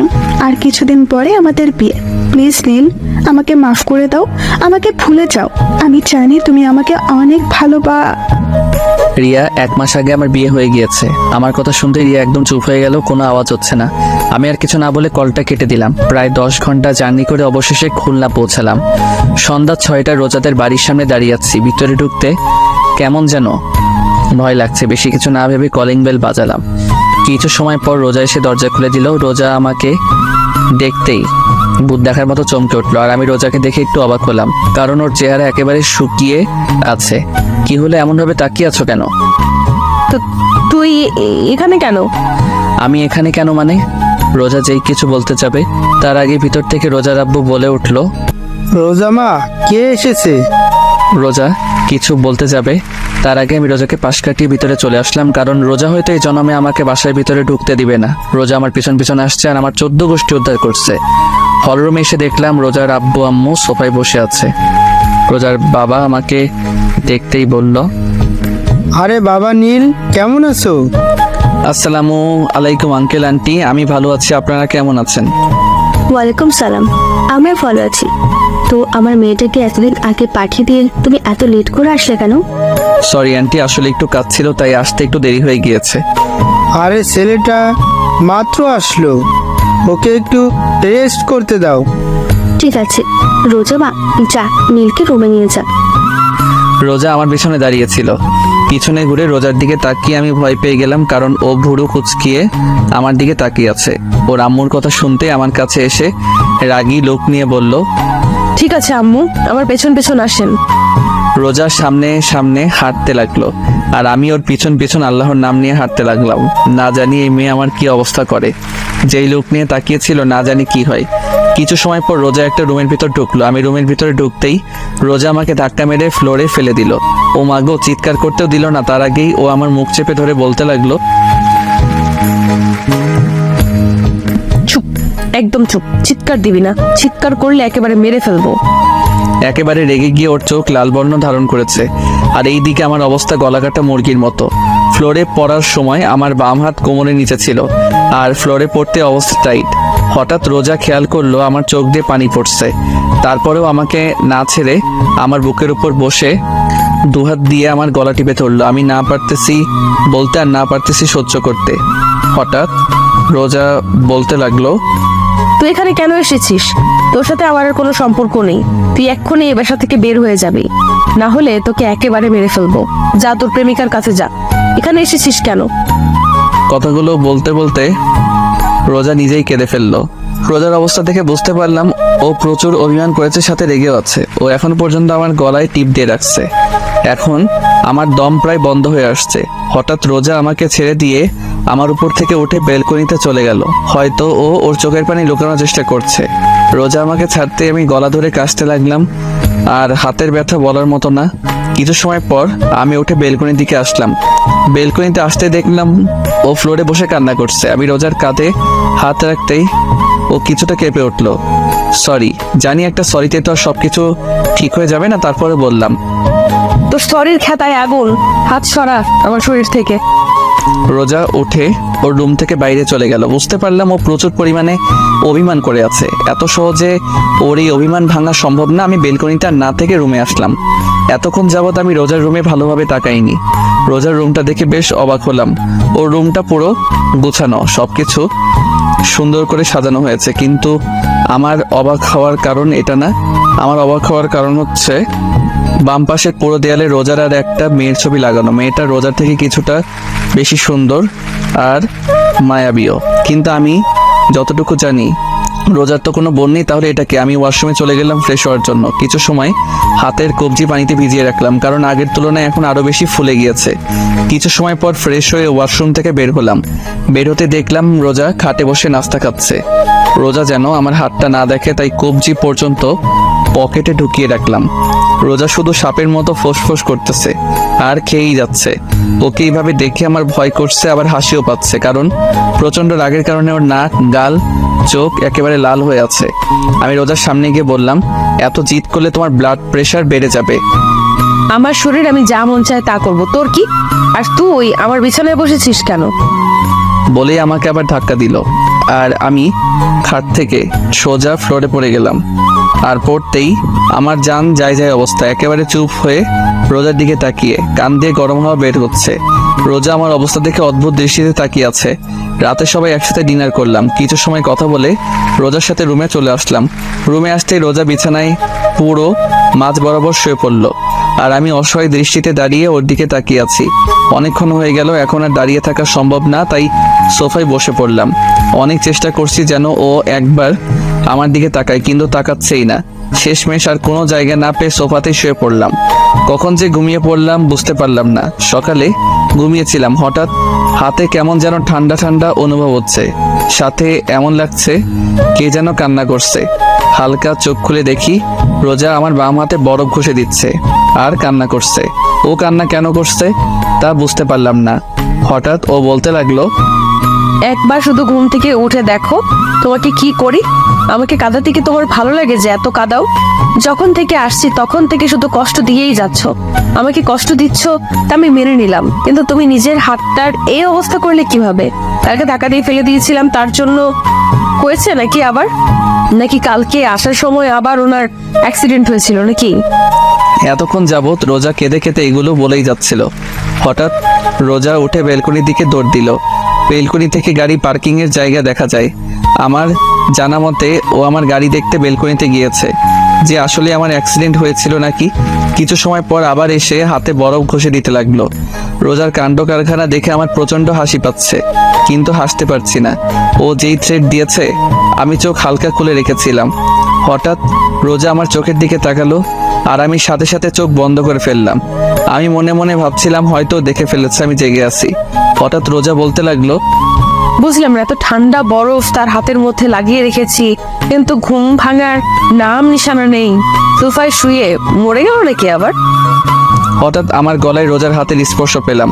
আমি নিশ্চিত যে ও চেক করছে আমি বেঁচে আছি নাকি মরে গিয়েছি। আমি ওর এই কাজ দেখে আর ঠিক থাকতে পারলাম না, ফিক করে হেসে উঠলাম। আমি হাসতে গড়াগড়ি খাচ্ছি, আর রোজা আমার দিকে ভুরু কুচকিয়ে তাকিয়ে আছে। অনেক সময় হয়ে গেল, কিন্তু আমি এখনো পর্যন্ত হেসেই যাচ্ছি। এখন রোজার রাগ উঠে গেছে, ও দাঁড়িয়ে বলল, শয়তানটা মরে গেলেই ভালো হতো। বলেই রোজা রুম থেকে বের হয়ে গেল, আর আমি উঠে ফ্রেশ হতে ওয়াশরুমে চলে গেলাম। কিছু সময় পর ফ্রেশ হয়ে নিচে এসে সবার সাথে নাস্তা করে আবার রুমে চলে এলাম। রুমে এসে সোজা বেলকনিতে চলে এলাম। কিছু সময় পর রোজা রুমে আসলো। রোজাকে দেখে আমিও বেলকনি থেকে রুমে চলে আসলাম। রুমে আসতেই দেখলাম রোজা মুখ ফুলিয়ে খাটে বসে আছে। ওকে এইভাবে দেখতে অনেক কিউট লাগছে। এখন আর খাটে বসলাম না, যদি আবার ধাক্কা মেরে ফেলে দেয়। তাই সোফায় গিয়ে বসলাম, আর এক দৃষ্টিতে রোজার দিকে তাকিয়ে থাকলাম। রোজা অন্যদিকে মুখ ঘুরিয়ে নিল, কিন্তু কিছুক্ষণ পরপরই আমার দিকে তাকাচ্ছে। ওর এইভাবে তাকানো দেখে আমার অনেক ভালো লাগছে। আরো কিছু সময় তাকিয়ে থাকার পর হঠাৎ রোজা বলল, এই আপনি অযথা আমার দিকে তাকিয়ে আছেন কেন? রোজার এইভাবে কথা বলা অনেক মজা লাগছে, কারণ ও কিছুক্ষণ তুই করে বলে, কিছু সময় তুমি, আবার এখন আপনি করে বলছে। আমি ওকে রাগানোর জন্য বললাম, আপু আমি আপনার ছোট, তাই তুমি করে বললেই ভালো হবে। ব্যাস কাজ হয়ে গিয়েছে। রোজা তো তেলে বেগুনে জ্বলে উঠলো। ওই আপু কাকে বললা? হ্যাঁ, তোমাকে আর কাকে বলবো, এখানে তো আর কেউ নেই। আজকে তোকে ছাড়বো না। বলেই খাট থেকে নেমে এসে আমার সামনে দাঁড়িয়ে আমার টি শার্টের কলার ধরে টেনে তুলে বলল, আমি তোর বোন লাগি কুত্তা? বউকে বোন বলতে তোর লজ্জা করে না? কিন্তু আমার বউ তো আমাকে ভালোবাসে না। কে বলছে আমি তোকে ভালোবাসি না? আমি তোকে অনেক ভালোবাসি। সত্যি? রোজা লজ্জায় লাল হয়ে গেল, আমার থেকে সরে গিয়ে বেলকনিতে চলে গেল। আমি রোজার পিছন পিছন বেলকনিতে চলে আসলাম। রোজা এক মনে আকাশের দিকে তাকিয়ে আছে। আমি রোজার পাশে দাঁড়িয়ে বললাম, সরি। কেন? আপু বলার জন্য। রোজা কিছু বলল না। আচ্ছা তোমাকে একটা প্রশ্ন করি, দেয়ালে তোমার সাথে যেই মেয়েটার ছবি, সেই মেয়েটা কে? আমার বেস্ট ফ্রেন্ড ফারিয়া। ও বলেই বাইরে তাকিয়ে রইলাম। ও আর বেঁচে নেই। কি? কেন, কি হয়েছিল? রোজা যা বলো তার জন্য মোটেও প্রস্তুত ছিলাম না, কারণ ওকে কিছু লোক ধর্ষণ করে মেরে ফেলেছে। হোয়াট? 6 বছর আগে একদিন আমি, ফারিয়া, রুহি আর মিম কলেজ থেকে বাসার দিকে ফিরছিলাম। সেদিন ফারিয়ার বার্থডে ছিল, তাই আমরা বললাম আজকে একটু ঘুরে তারপর বাসায় যাব। তারপর আমরা তাই করলাম। 4 জন একসাথে রাস্তায় হাঁটতে লাগলাম আর একে অপরকে পচাতে লাগলাম। রাস্তাটা একটু নিরিবিলি ছিল, তত একটা মানুষ ছিল না। হঠাৎ ফারিয়া বলল, দোস্ত তোরা আইসক্রিম খাবি? আমরা রাস্তার যেই পাশে ছিলাম তার বিপরীত একটা পাশে একটা দোকান ছিল। ফারিয়া হনহন করতে করতে দোকানে চলে গেল, আর আমরা 3 জন ফারিয়ার কাছ থেকে হাসাহাসি করছিলাম। কিছু সময় পর ফারিয়া দোকান থেকে আইসক্রিম নিয়ে আমাদের কাছে আসছিল। যেই রাস্তা পারাপার করতে যাবে সেই সময় ওর সামনে একটা গাড়ি এসে থামলো। গাড়ি থেকে ফারিয়ার এক্স বয়ফ্রেন্ড আর ওর এক বন্ধু বের হয়ে এসে ফারিয়াকে জোর জবরদস্তি করে গাড়িতে উঠিয়ে আবার চলে গেল। আর আমরা 3 জন ওখানেই দাঁড়িয়েছিলাম। আমরা ভেবেছিলাম হয়তো ওরা প্র্যাঙ্ক করছে, কিন্তু 10 মিনিট পার হয়ে গেল, কিন্তু ফারিয়ার আসার কোনো নাম নেই। ওর মোবাইল ট্রাই করলাম, কিন্তু মোবাইল বারবারই বন্ধ বলছে। এখন আমাদের 3 জনের টেনশন হতে লাগলো। আর কিছু না ভেবে ফারিয়ার আব্বুর কাছে কল দিলাম। ফারিয়ার আব্বু ব্যবসায়ী ছিলেন আর আম্মু স্কুল টিচার। কয়েকবার রিং হতেই কল রিসিভ করলো। তারপর তাকে পুরো ঘটনা খুলে বললাম। বিকেল 6টা পর্যন্ত সবাই ফারিয়াকে খুঁজেছি, কিন্তু কোথাও পাইনি। আর কোনো উপায় না পেয়ে আমার আব্বু, ফারিয়ার আব্বু আর ফারিয়ার মামা পুলিশের কাছে অভিযোগ করলো। পুরো 2 দিন পুলিশ ফারিয়াকে খুঁজেছে, কিন্তু তারাও পেল না। অবশেষে ফারিয়ার ছবি পত্রিকায় দেওয়া হলো। তৃতীয় দিন সকাল 10টা বাজে। আমরা সবাই ফারিয়াদের বাসায় ছিলাম। হঠাৎ ফারিয়ার আব্বুর মোবাইলে একটা কল আসলো, কিন্তু কেন জানি কল রিসিভ করার কিছু সময় পরে তিনি অজ্ঞান হয়ে পড়লেন। সবাই ফারিয়ার আব্বুকে ধরে রুমে নিয়ে গেল। আর এইদিকে আব্বু যেই কলটা আসছিল সেই নাম্বারে আবার কল দিল। আব্বু কিছু সময় কথা বলল। সবে আব্বুর থেকে জিজ্ঞেস করলে আব্বু বলে রাস্তার আবর্জনার পাশে পুলিশ একটা মেয়ের লাশ পেয়েছে। এটা ফারিয়া নাকি চেক করার জন্য যেতে বলেছে। কথাটা শুনতেই আমাদের সবার কলিজাটা কেঁপে উঠল। পুরো বাড়িতে আবার কান্নার রোল পড়ে গেল। কিছু সময়ের মধ্যেই আমরা সেই জায়গায় পৌঁছে গেলাম। পুলিশ বলল রাস্তার একজন লোক আবর্জনা পরিষ্কার করছিলেন, তখন তিনি দেখলেন একটা মেয়ে উলঙ্গ অবস্থায় একপাশে পড়েছিল। তারপর একজন লেডি কনস্টেবল পুলিশ আমাদের লাশের সামনে নিয়ে গেলেন। যখন লাশের শরীরের উপর থেকে কাপড় সরানো হলো, তা দেখে আমার শরীরের পশম দাঁড়িয়ে গেল। একেবারে বাকরুদ্ধ হয়ে মাটিতে বসে পড়লাম। চোখ দিয়ে পানি পড়েই যাচ্ছে। ওর এক চোখ ফেটে গিয়েছে, ঠোঁট থেকে গাল পর্যন্ত চামড়া ছিঁড়ে ফেলেছে। পুরো চেহারায় ও হাজারো হাজারো মারের ছাপ স্পষ্ট দেখা যাচ্ছে। ওকে এমন ভাবে অত্যাচার করেছে যে ওর চেহারা ততটা চেনাই যাচ্ছিল না। পুরো শরীর জখম হয়েছিল, এমন মনে হচ্ছিল কলিজার উপর কেউ পাড়া দিয়ে ধরেছে। তারপর লাশটাকে পোস্টমর্টমের জন্য পাঠানো হলো। আর এইদিকে সবাই শকে চলে গেল ফারিয়ার এই অবস্থা দেখে। ফারিয়ার বাবা মা জিন্দা লাশের মতো চুপ করেছিল। তারপর ওকে কবর দেওয়া হলো, কিন্তু ওর বাবা মা ওকে শেষবারের মতো দেখার সুযোগ পাননি। 1 মাস পর্যন্ত পুলিশ আসামিদের খোঁজ করলেন, কিন্তু আসামি পলাতক থাকায় তারা খুঁজে পাননি। তারা খোঁজ না চালিয়ে কেস ক্লোজ করে দিল। কিন্তু এটা ফারিয়ার বাবা মা মেনে নিতে পারলো না। তারা পুলিশের পা পর্যন্ত ধরেছিল যেন ধর্ষণকারীদের শাস্তি হয়, কিন্তু পুলিশ কিছু করলেন না।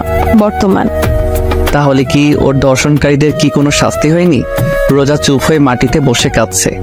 আমি রোজার 2 বাহু খুব শক্ত করে চেপে ধরে ওকে ধাক্কা দিয়ে বললাম, কি হলো, কথা বলছো না কেন?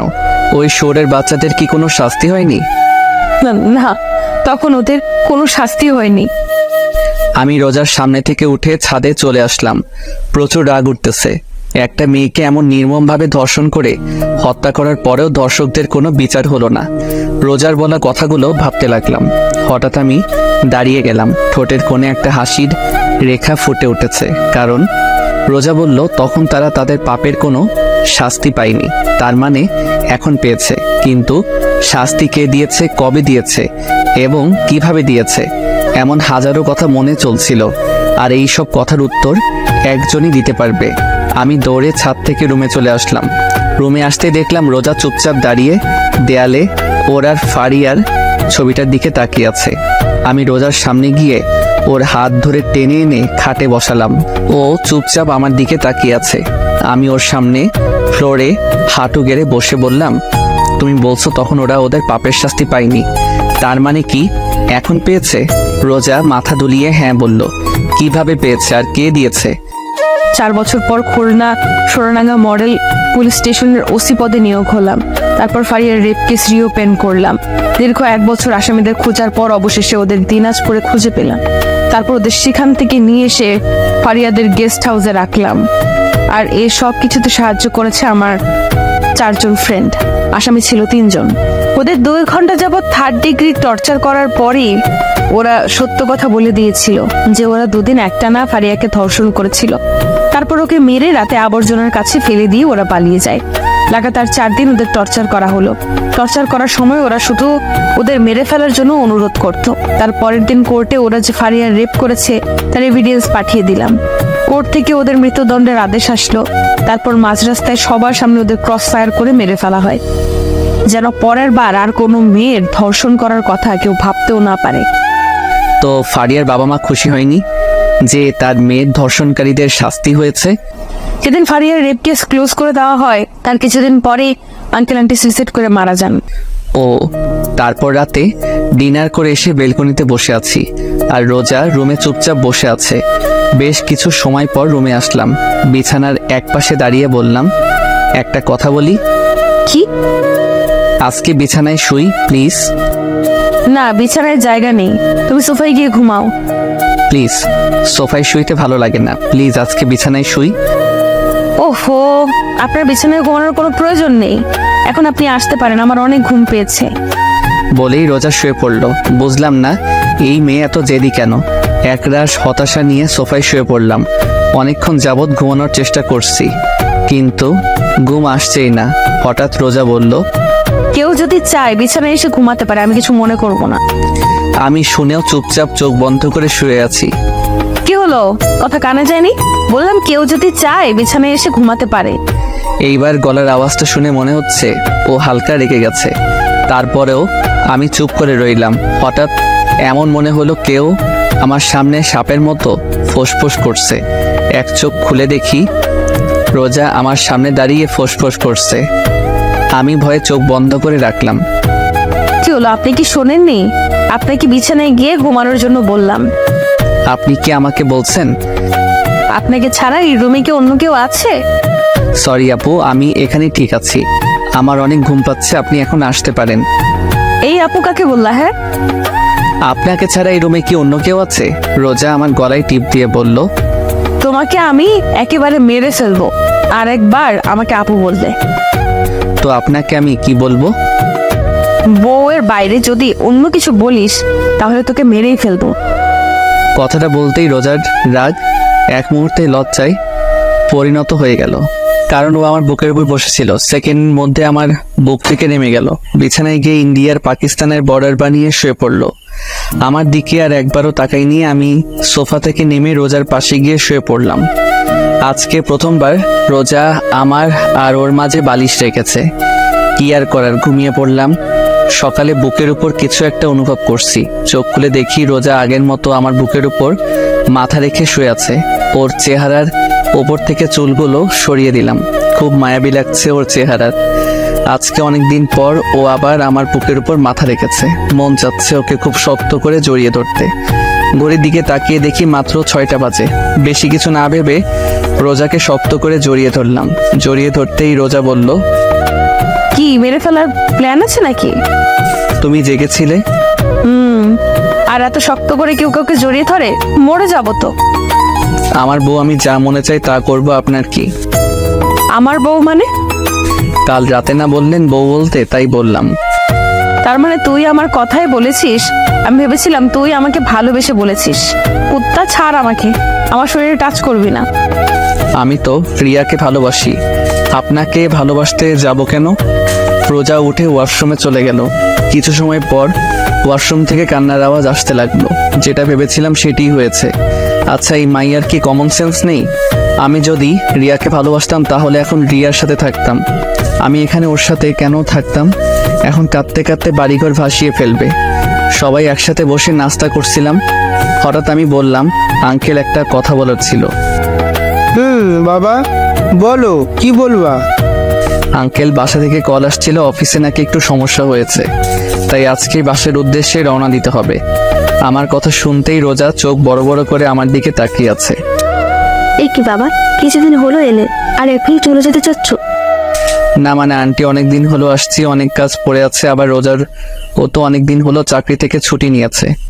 তা ঠিক আছে, তাই বলে আজকে চলে যেতে হবে? জি আঙ্কেল। আচ্ছা ঠিক আছে। সবার সাথে নাস্তা শেষ করে রুমে আসলাম। রোজা আমার পিছে পিছে রুমে আসতেই দরজা লাগিয়ে দিয়ে বলল, এই তুমি নিচে আব্বুকে কি বললা? কেন, তুমি শুনোনি? শুনছি তো। আর আমি তোমার সাথে কোথাও যাব না। কোথাও যাবে না মানে? সবসময় কি বাপের বাড়িতে থাকবে নাকি? তাহলে আমি কই থাকবো? আপনার বিয়ে হয়েছে, আপনি কি ভুলে গিয়েছেন? আমার বিয়ে হয়েছে, তাহলে আমার স্বামীকে? ওর এই অদ্ভুত প্রশ্ন শুনে মন চাচ্ছে নিজের হাত দিয়ে নিজের মাথার চুল ছিঁড়ে ফেলি। আমি কে? মানুষ। দেখো, আমার সাথে মজা করা বন্ধ করো প্লিজ। আর দেরি হয়ে যাচ্ছে, তাড়াতাড়ি জামা কাপড় গুছিয়ে নাও। আচ্ছা, মজা করা বাদ দিলাম, কিন্তু একটা কথার জবাব চাই। কি? তুমি কি আমাকে ভালোবাসো? সত্যি করে বলবো? না, মিথ্যা করে বলো। আসলে আজকে রিয়ার সাথে আমার বিয়ে, তো বাসর ঘর সাজানোর মতো কোনো মানুষ পাই নাই, তাই তোমাকে সাথে করে নিয়ে যাচ্ছি যেন তুমি আমাদের বাসর ঘরটা সুন্দর করে সাজিয়ে দিতে পারো। ওর সাথে মজা করে বললাম, কিন্তু এখন দেখি এই মাইয়া তেলে বেগুনে জ্বলে উঠছে। কি বললি আরেকবার বলতো? দেখ আজকে তোর অবস্থা আমি কি করি। রোজা আমাকে ধাক্কা মেরে খাটের উপর ফেলে দিয়ে বুকের উপর বসে শুরু করলো এলোপাতারি। কুত্তা, লাল বান্দর, ব্যাং, শয়তান, আর বলবি ওই ডাইনির নাম? আরে এত মারলে বলবো কেমনে? ছাড় আমার হাত, তোকে আজ মেরেই ফেলবো। তুই ওই মেয়ের সাথে বাসর করবি তাই না? আমার কি দোষ? তুমি তো বললে মিথ্যা কথা বলতে। আমি তাই বলে তুই এই কথা বলবি? কিছু না বলে রোজাকে টান মেরে আমার বুকের উপর থেকে সরিয়ে বিছানায় শুয়ে দিলাম। ও যেই উঠতে যাবে তার আগেই ওর দুবাহু ধরে ওকে বিছানার সাথে চেপে ধরলাম। আমাকে ধরে রেখেছেন কেন? যান আপনার ওই প্রেমিকার কাছে যান। আমি তো আমার প্রেমিকার কাছেই আছি। রোজার মুখের একেবারে সামনে মুখ নিয়ে বললাম। মানে? আরে গাদিমাইয়া, আমি তোমাকে ভালোবাসি, অনেক অনেক ভালোবাসি, নিজের জীবন থেকে বেশি ভালোবাসি। রোজার কপালে চুমু এঁকে দিয়ে বললাম, কচু বাসো, আজ পর্যন্ত তো একদিনও বললে না ভালোবাসি। সরি সোনা, প্লিজ রাগ করো না। তোমাকে অনেকদিন বলার চেষ্টা করছি কিন্তু কোনোদিন বলতে পারিনি। আমি তোমাকে আসলে অনেক ভালোবাসি। সত্যি তুমি আমাকে সত্যি ভালোবাসো? রোজাকে কিছু বলতে না দিয়ে আমাদের দুজনের ঠোঁটটা এক করে দিলাম, না হলে প্রশ্ন করতে করতে আমার মাথা খাইতো। তারপর রেডি হয়ে নিচে নামলাম, সবার কাছ থেকে বিদায় নিয়ে রওনা দিলাম ঢাকার উদ্দেশ্যে। আমি গাড়ি ড্রাইভ করছি আর রোজা আমার পাশে বসে বাইরের দিকে তাকিয়ে আছে। হঠাৎ রোজা আমার দিকে তাকিয়ে বলতে লাগলো, জানো আজকে আমি অনেক অনেক খুশি। কেন? কারণ এই ভিতর ডিম শেষমেশ আমাকে ভালোবাসি কথাটা বলতে পারলো। তুমি কি আমাকে ভিতর ডিম বললা? গাড়িতে কি আর কাউকে দেখতে পেয়েছো? আমি কিছুই বললাম না, চুপচাপ ড্রাইভ করতে লাগলাম। আমার বাবুটা কি রাগ করেছে? আমি কোনো কথা বলছি না। রোজা ওর জায়গা থেকে উঠে আমার গালে চুমু দিয়ে বলল, কথা বলো, না হলে কিন্তু কেঁদে ফেলবো। এইটাই তো পারো, কিছু হইলেই ভ্যাঁ ভ্যাঁ করে নাকের পানি চোখের পানি এক করে দাও। ওকে রাগানোর জন্য বললাম। রোজা বন্দুক বের করে বাম হাতে রেখে বলল, বুঝলাম না, এই মায়া কি সবসময় বন্দুক সাথে করে নিয়ে ঘুরে নাকি? কি যেন বললাম, আমি শুনতে পাইনি, আরেকবার বলো তো। কই না তো, কিছু বলিনি। না মানে আমার মনে হলো কিছু বলছো। সারা রাস্তা এইভাবে খুনসুটি ঝগড়া করতে করতে পার করে দিলাম। বাসায় পৌঁছাতে পৌঁছাতে রাত হয়ে গেল। ফ্রেশ হয়ে ডিনার করলাম, তারপর সবার সাথে কিছুক্ষণ কথা বলে রুমে এসে পড়লাম ঘুমানোর জন্য। আগের মতো আজকে রোজা আমার বুকের উপর মাথা রেখে একে অপরকে জড়িয়ে ধরে ঘুমিয়ে পড়লাম। কিছুদিন পর বাসায় এক পার্টির আয়োজন করা হয়। পার্টিটা ছিল সবাইকে জানানোর জন্য যে রোজা হচ্ছে চৌধুরী বাড়ির বউ। কথাটা শুনে সবাই খুশি হয়, সাথে কিছু মানুষ অবাকও হয়। আর তারা হচ্ছে আমার প্রিয় হারামি বন্ধুরা আর রিয়া আর ওর হাজবেন্ড। কিছুদিন পর রাতে রোজা আর আমি বেলকনিতে বসেছিলাম। হঠাৎ রোজা আমার কাঁধের উপর মাথা রেখে বলল, শোনো। বলো, কি বলবে?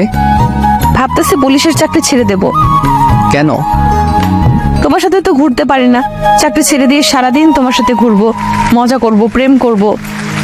মায়ের একটাও মাটিতে পড়বে না যদি চাকরি ছেড়ে দেওয়ার কথা আরেকবার বলো। কেন? তুমি আমাকে ভালোবাসো নাকি পুলিশের চাকরিকে?